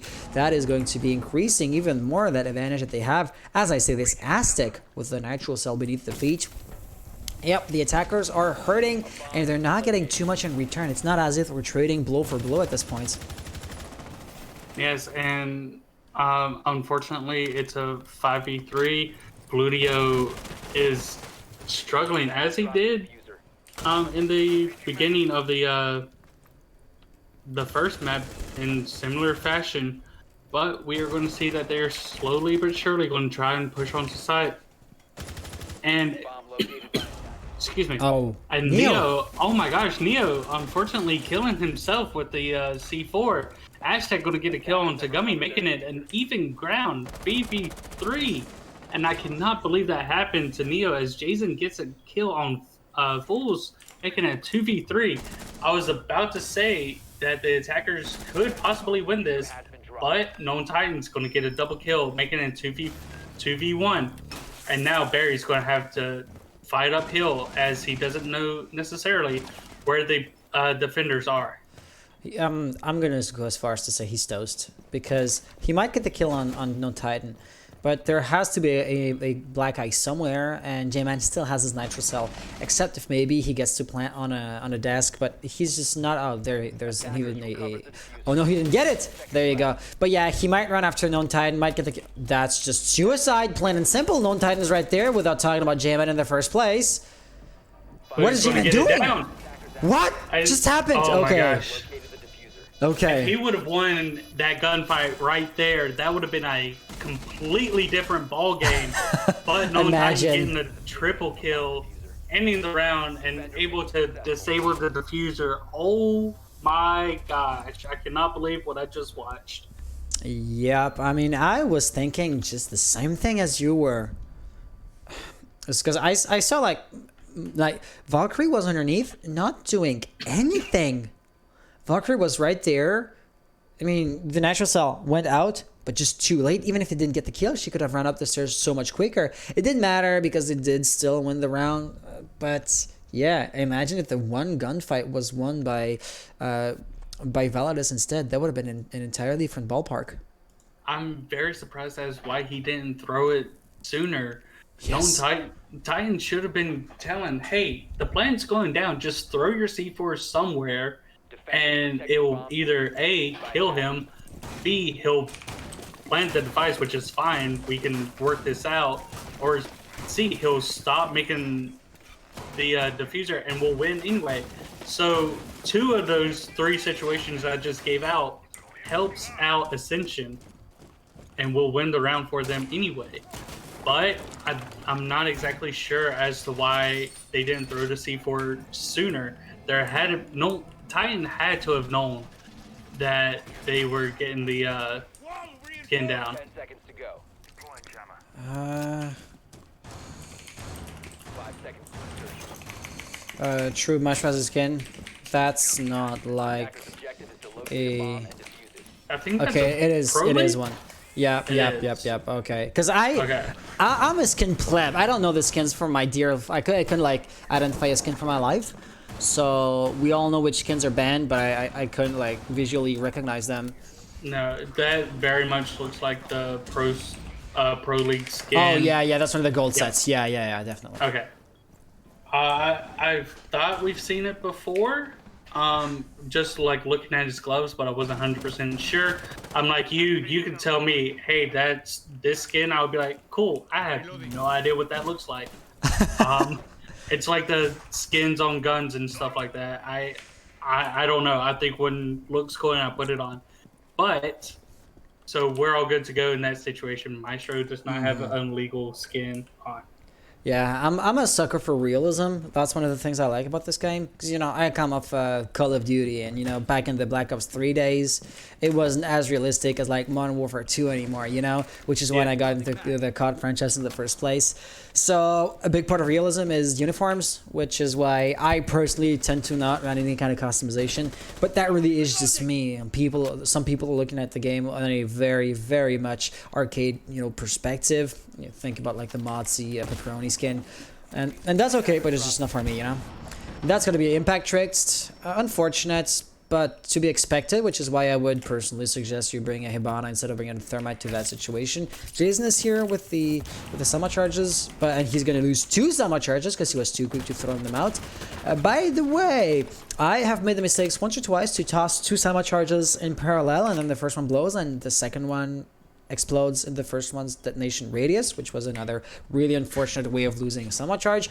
And I believe Jason didn't make the same mistake. If the impact nade wasn't there, the first one detonating probably would have destroyed the second one. Yes, and he, like you said, he just lost both of those ace charges, as it takes 2 ace charges to open up a hatch. But he also has none now. So unless Thermite, never mind. Thermite has no charges, as that hatch is not going to get open. As we get 2 very quick kills, 4v4 situation. Barry's going to take down J-Man, making it a 3v4 situation, and as quickly as I can talk, as always, is now a 2v2. But the diffuser has been lost. As much as the attackers were funneling in, it is right there by the kitchen. So DJ, who was basically expanding gummies, smoke canisters into their tunnel, I mean, he was making progress, even if it was just, you know, utility being expended. But the results just were not there, and they're now in, trying to plant. But no! Gummy and McFlaws, or Foles, gonna get a kill in rapid succession, thus shutting down the attacker's push just in a snap of a finger that quickly. And I don't want to say 100% that Clubhouse is a defender-sided map, but in the name of Siege, defenders do have it, I want to say, easier than the attackers. So seeing a 4-1 scoreline right now, possibly the best that they can do is a 4-2 scoreline. So going into the half as a 4-2, I wouldn't get my hopes down too much, but they have to be able to win this round. And it's very interesting. They are going to be bringing the Blitz instead. I believe they had the Jackal on. Yep. And how's your screen share? Like, I mean, the Jackal icon, though slightly, discolored when it's no longer the picked operator, should still be visible enough. I think I had my notepad over it, so I didn't really see the symbol. Okay. I just saw it for a split second, and but it kind of smells like a Russian strat, doesn't it? Because the only operator that couldn't entry frag hard would be Ace, and I mean with the AK-12 he is still a force to be reckoned with. Ash, Sophia, Sledge, all frag oriented operators, definitely. Sledge, okay, he's soft breach, but he's like a flex operator at its core because he can do basically everything. Yes, and I would be very surprised, just like you said, if Valorous does not just rush right now and catch everybody off guard with the blitz leading the rush.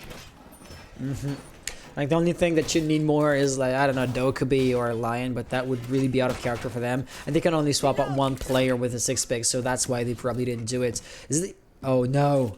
Oh no. Is it gonna be a hot breach or something? How are they? Sledge is probably gonna smash the floor. There you go. They are officially in. And already there's going to be a Melusi. The smoke. Oh no.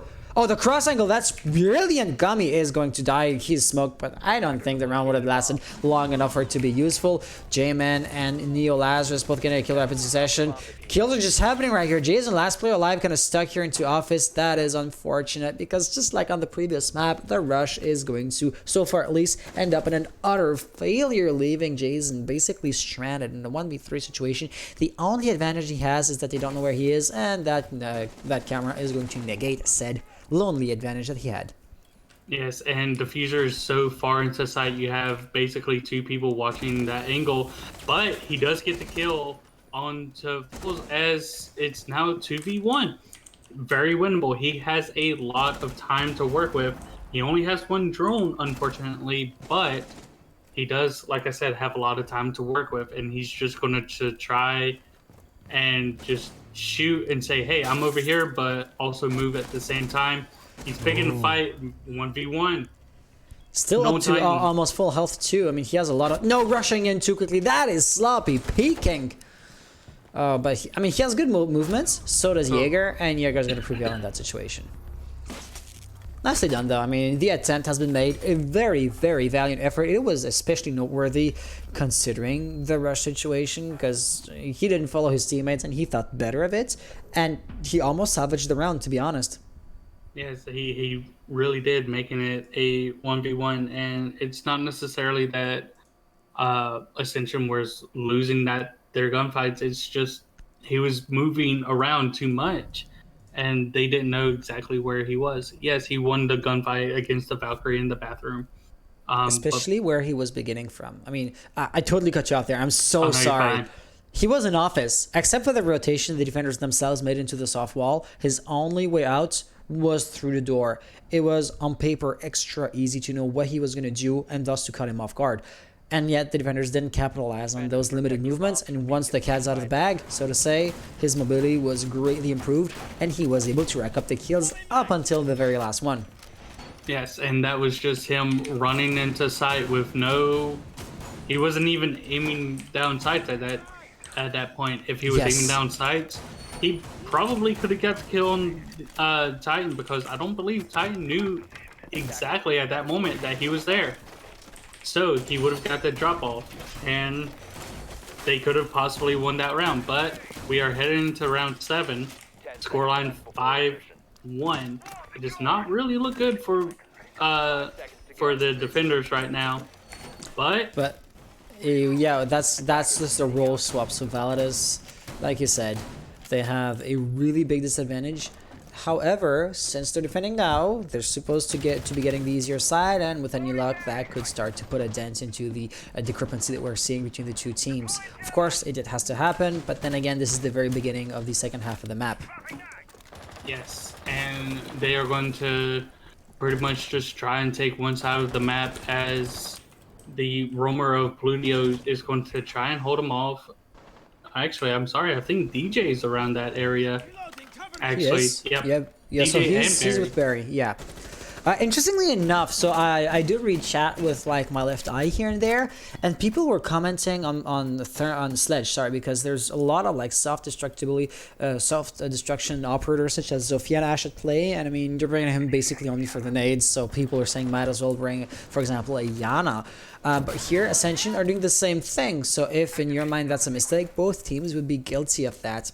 Interestingly enough though, the composition is changing pretty much from one team to another. Neo Lazarus playing with a Capital, which is something we never saw come from Validus when they were attacking, and a nice grenade from McFlaws. So that's also the Maverick that Validus also did not bring to the table, who is going to be using those nasty frag grenades, which once again was supposedly the only reason for running Sledge here. and he didn't even use it. It was Maverick that got the frag Exactly. grenade kill. So that's even more utility of of the Yes. lethal kind. And that's going to take out the mute, which is a C4 off the table. So now they only have one C4 on the table, one opportunity for plant denial, unless you get the kill on the person planting. Normal Titan is actually going to take away that C4, and Plutio seems to have unfortunately left the game. So I imagine we're going to see a rehost after this round. But as Let's I was hope saying, not, but yeah, that'd be on the table. yes. Hashtag getting off the match right now. 5v1. Oh, no. Down to Oh, no. DJ. Oh, he did not know where anybody was, and that's gonna be Ascension taken down. Should have had intel though. That bulletproof camera saw basically everything. Yes. He's back. He's back. Good. Okay, good. Everybody yes, just so rushed six- into sight. 6-1 scoreline. Wow. The hill is steep now for Validus. Yes, it is, and Valorous, like, they have, as you said, a uphill battle right now, and if this stays the same, we're going to see Neo bring the Cali. Well, it's going to be very interesting to see if he six picks. He is off the Capital. So as Valorous goes to CCTV cash, it's all but an uphill battle for Valorous right now. We're just reading chat, and remember the one round where the ace of the Validus team when they were attacking almost got the clutch on the 6th round before the roll swap. Chat said he saw a drone. He could have drawn when he was in a 1v1 situation against that Jaeger. I don't remember who was running which operator because it's been too long ago. But you're very, very right, Figment, in that case. Yes. I suppose that's tunnel vision. When you're like on the spot, you don't think about those things. Whereas we are basically laid back and looking at it with a, I want to say, judgmental outlook. Because it's easier to underline the other guys' mistakes than your own. But then again, they kind of signed up for that by playing here. So you're totally right. You know, you're on a roll. You want to keep on going, but taking a breather might be the best way to make sure that the roll doesn't stop. Yes, and as you were saying earlier, he did have a drone in his pocket. He could have droned out that situation, but also it's kind of tough if he droned out that situation. Would they have rushed him at that point, knowing, hey, he's droning, we can just crossfire him at that point? Oh no, He but did have- when he was in the 1v1 situation, you know, after he got 1v1. those 3 kills on the one Jaeger. Not Yes. exactly sure what the point of that is. I mean, oh, no, yeah, okay. He wants to soft breach before McFlaws makes his way to the wall. Gotcha. But I mean, it would be really interesting to have, for example, somebody repelling on the south side of the balcony there to get a cross angle when he's going to be opening up at feet level.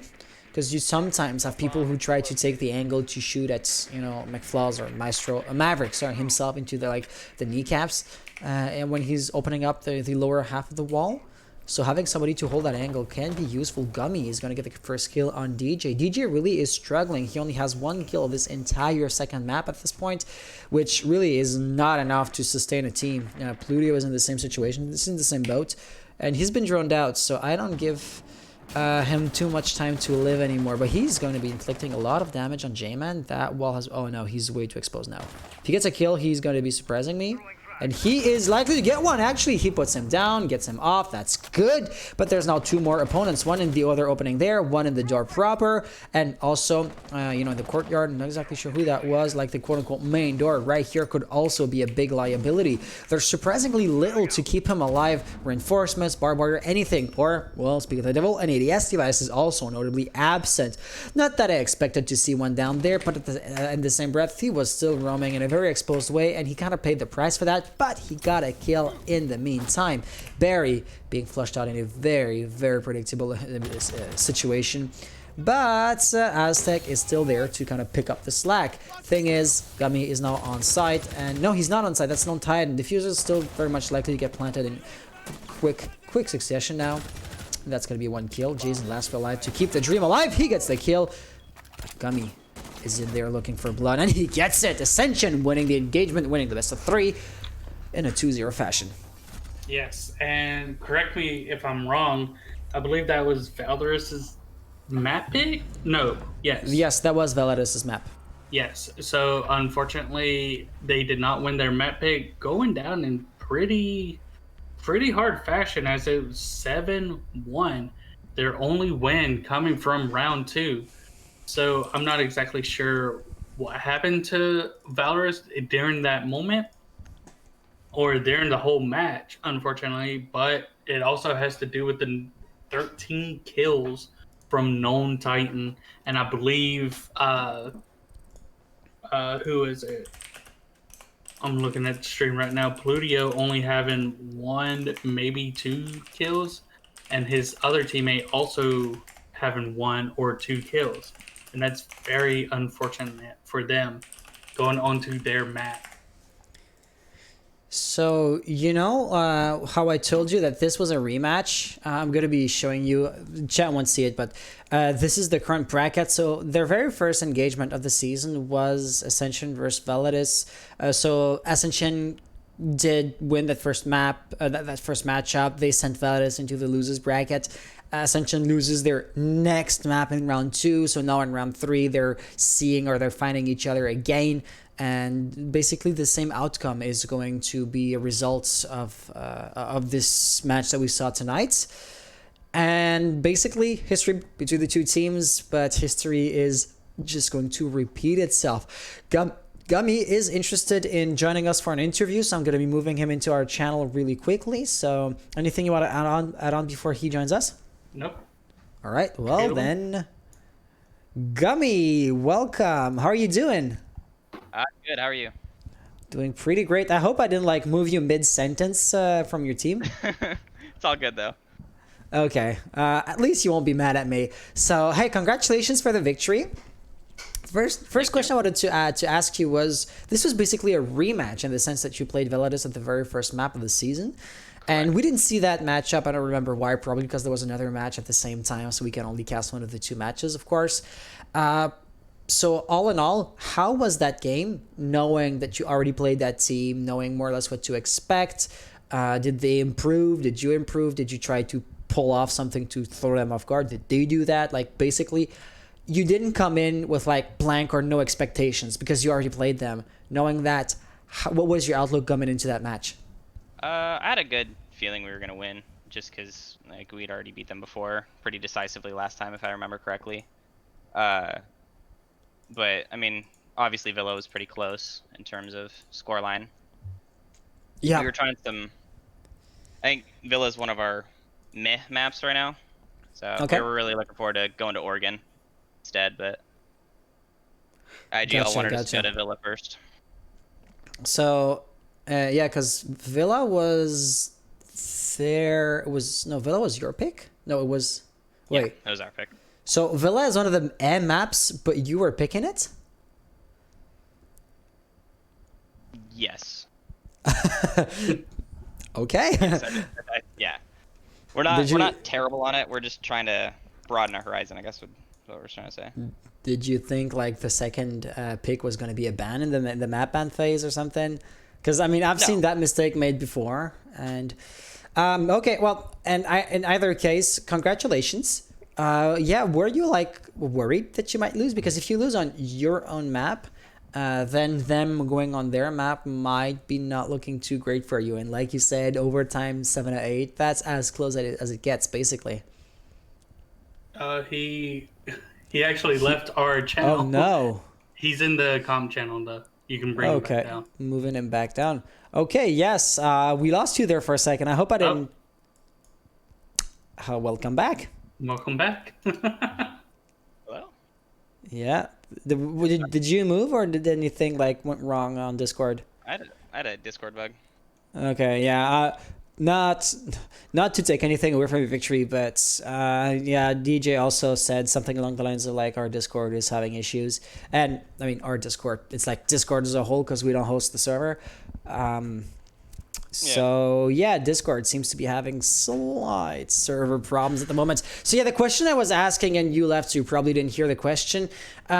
So you on your own map were brought into overtime 7-8, as close as it's gonna get, right? So you were almost close to losing the map, and then the next one on the list is their picked map, the map that they chose. So were you like worried at some point? You kind of did mention that, but not as the main point of subject in the previous sentences that we exchanged.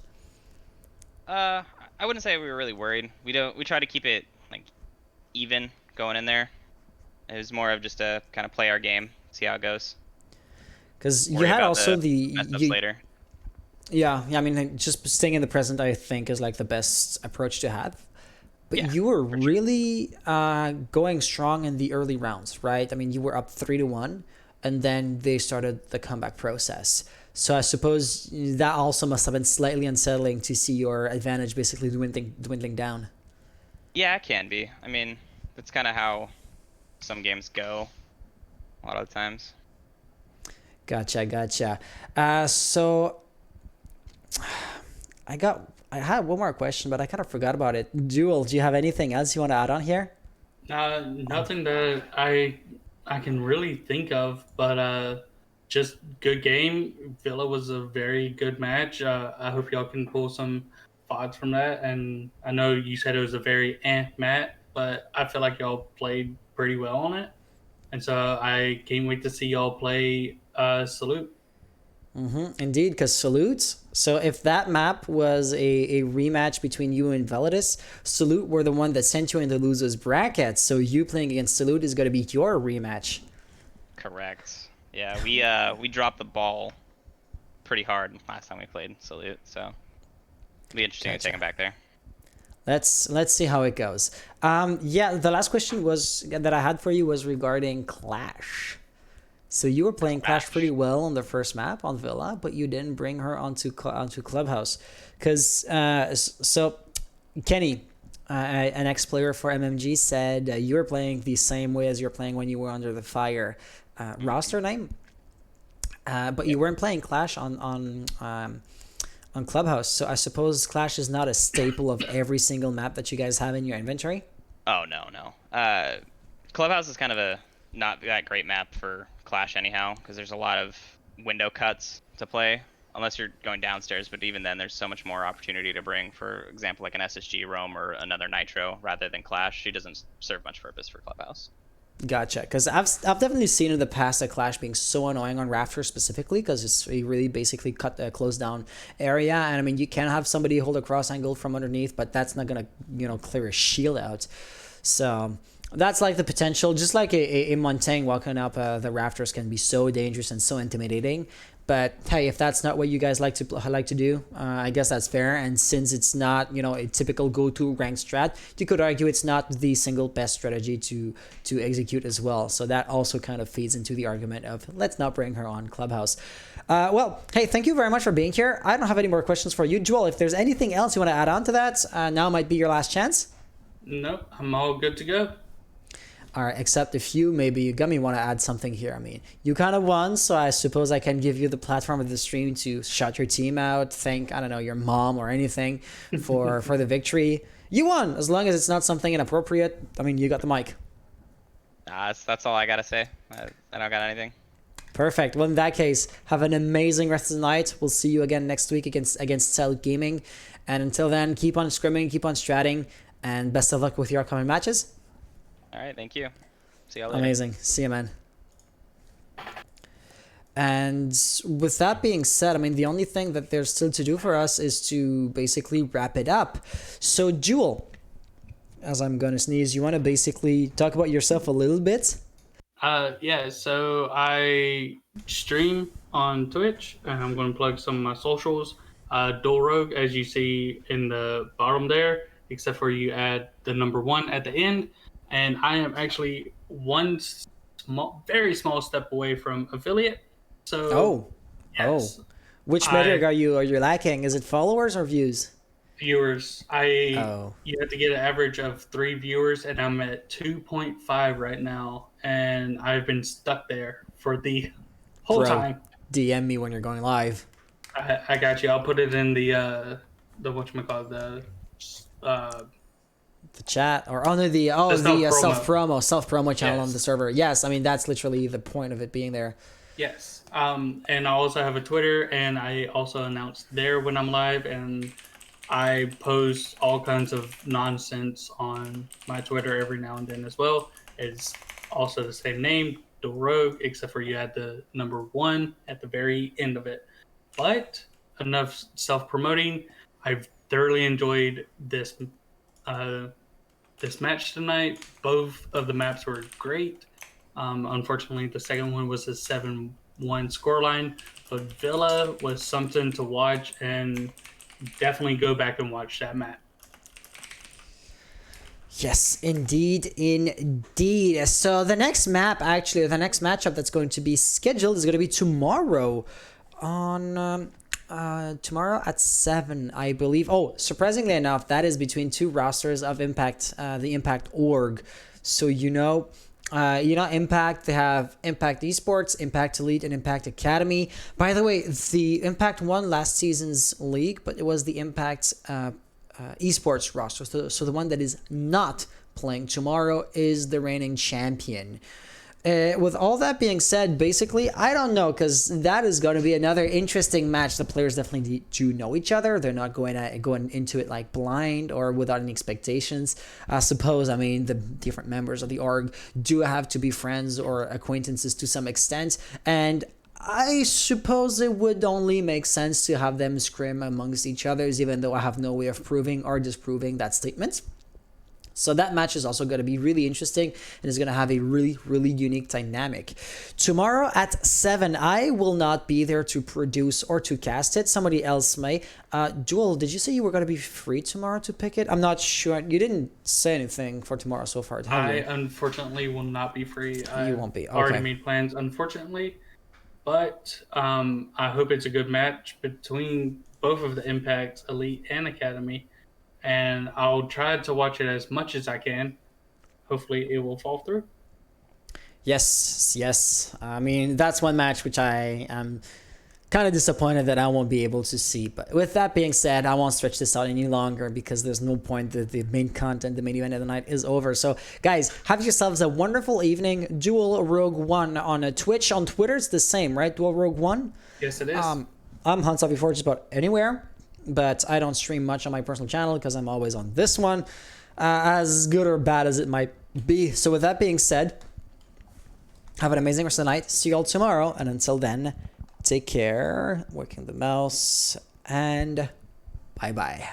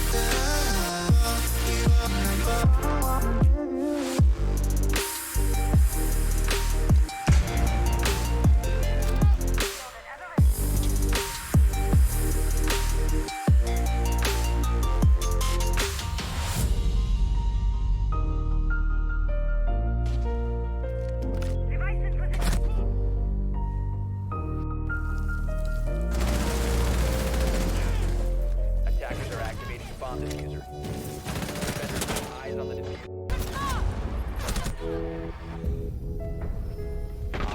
are out of time.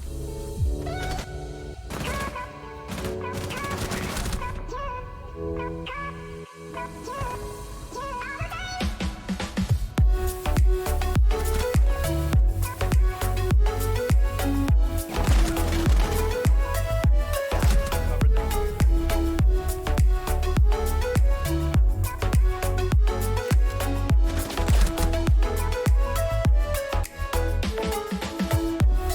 Five seconds remaining.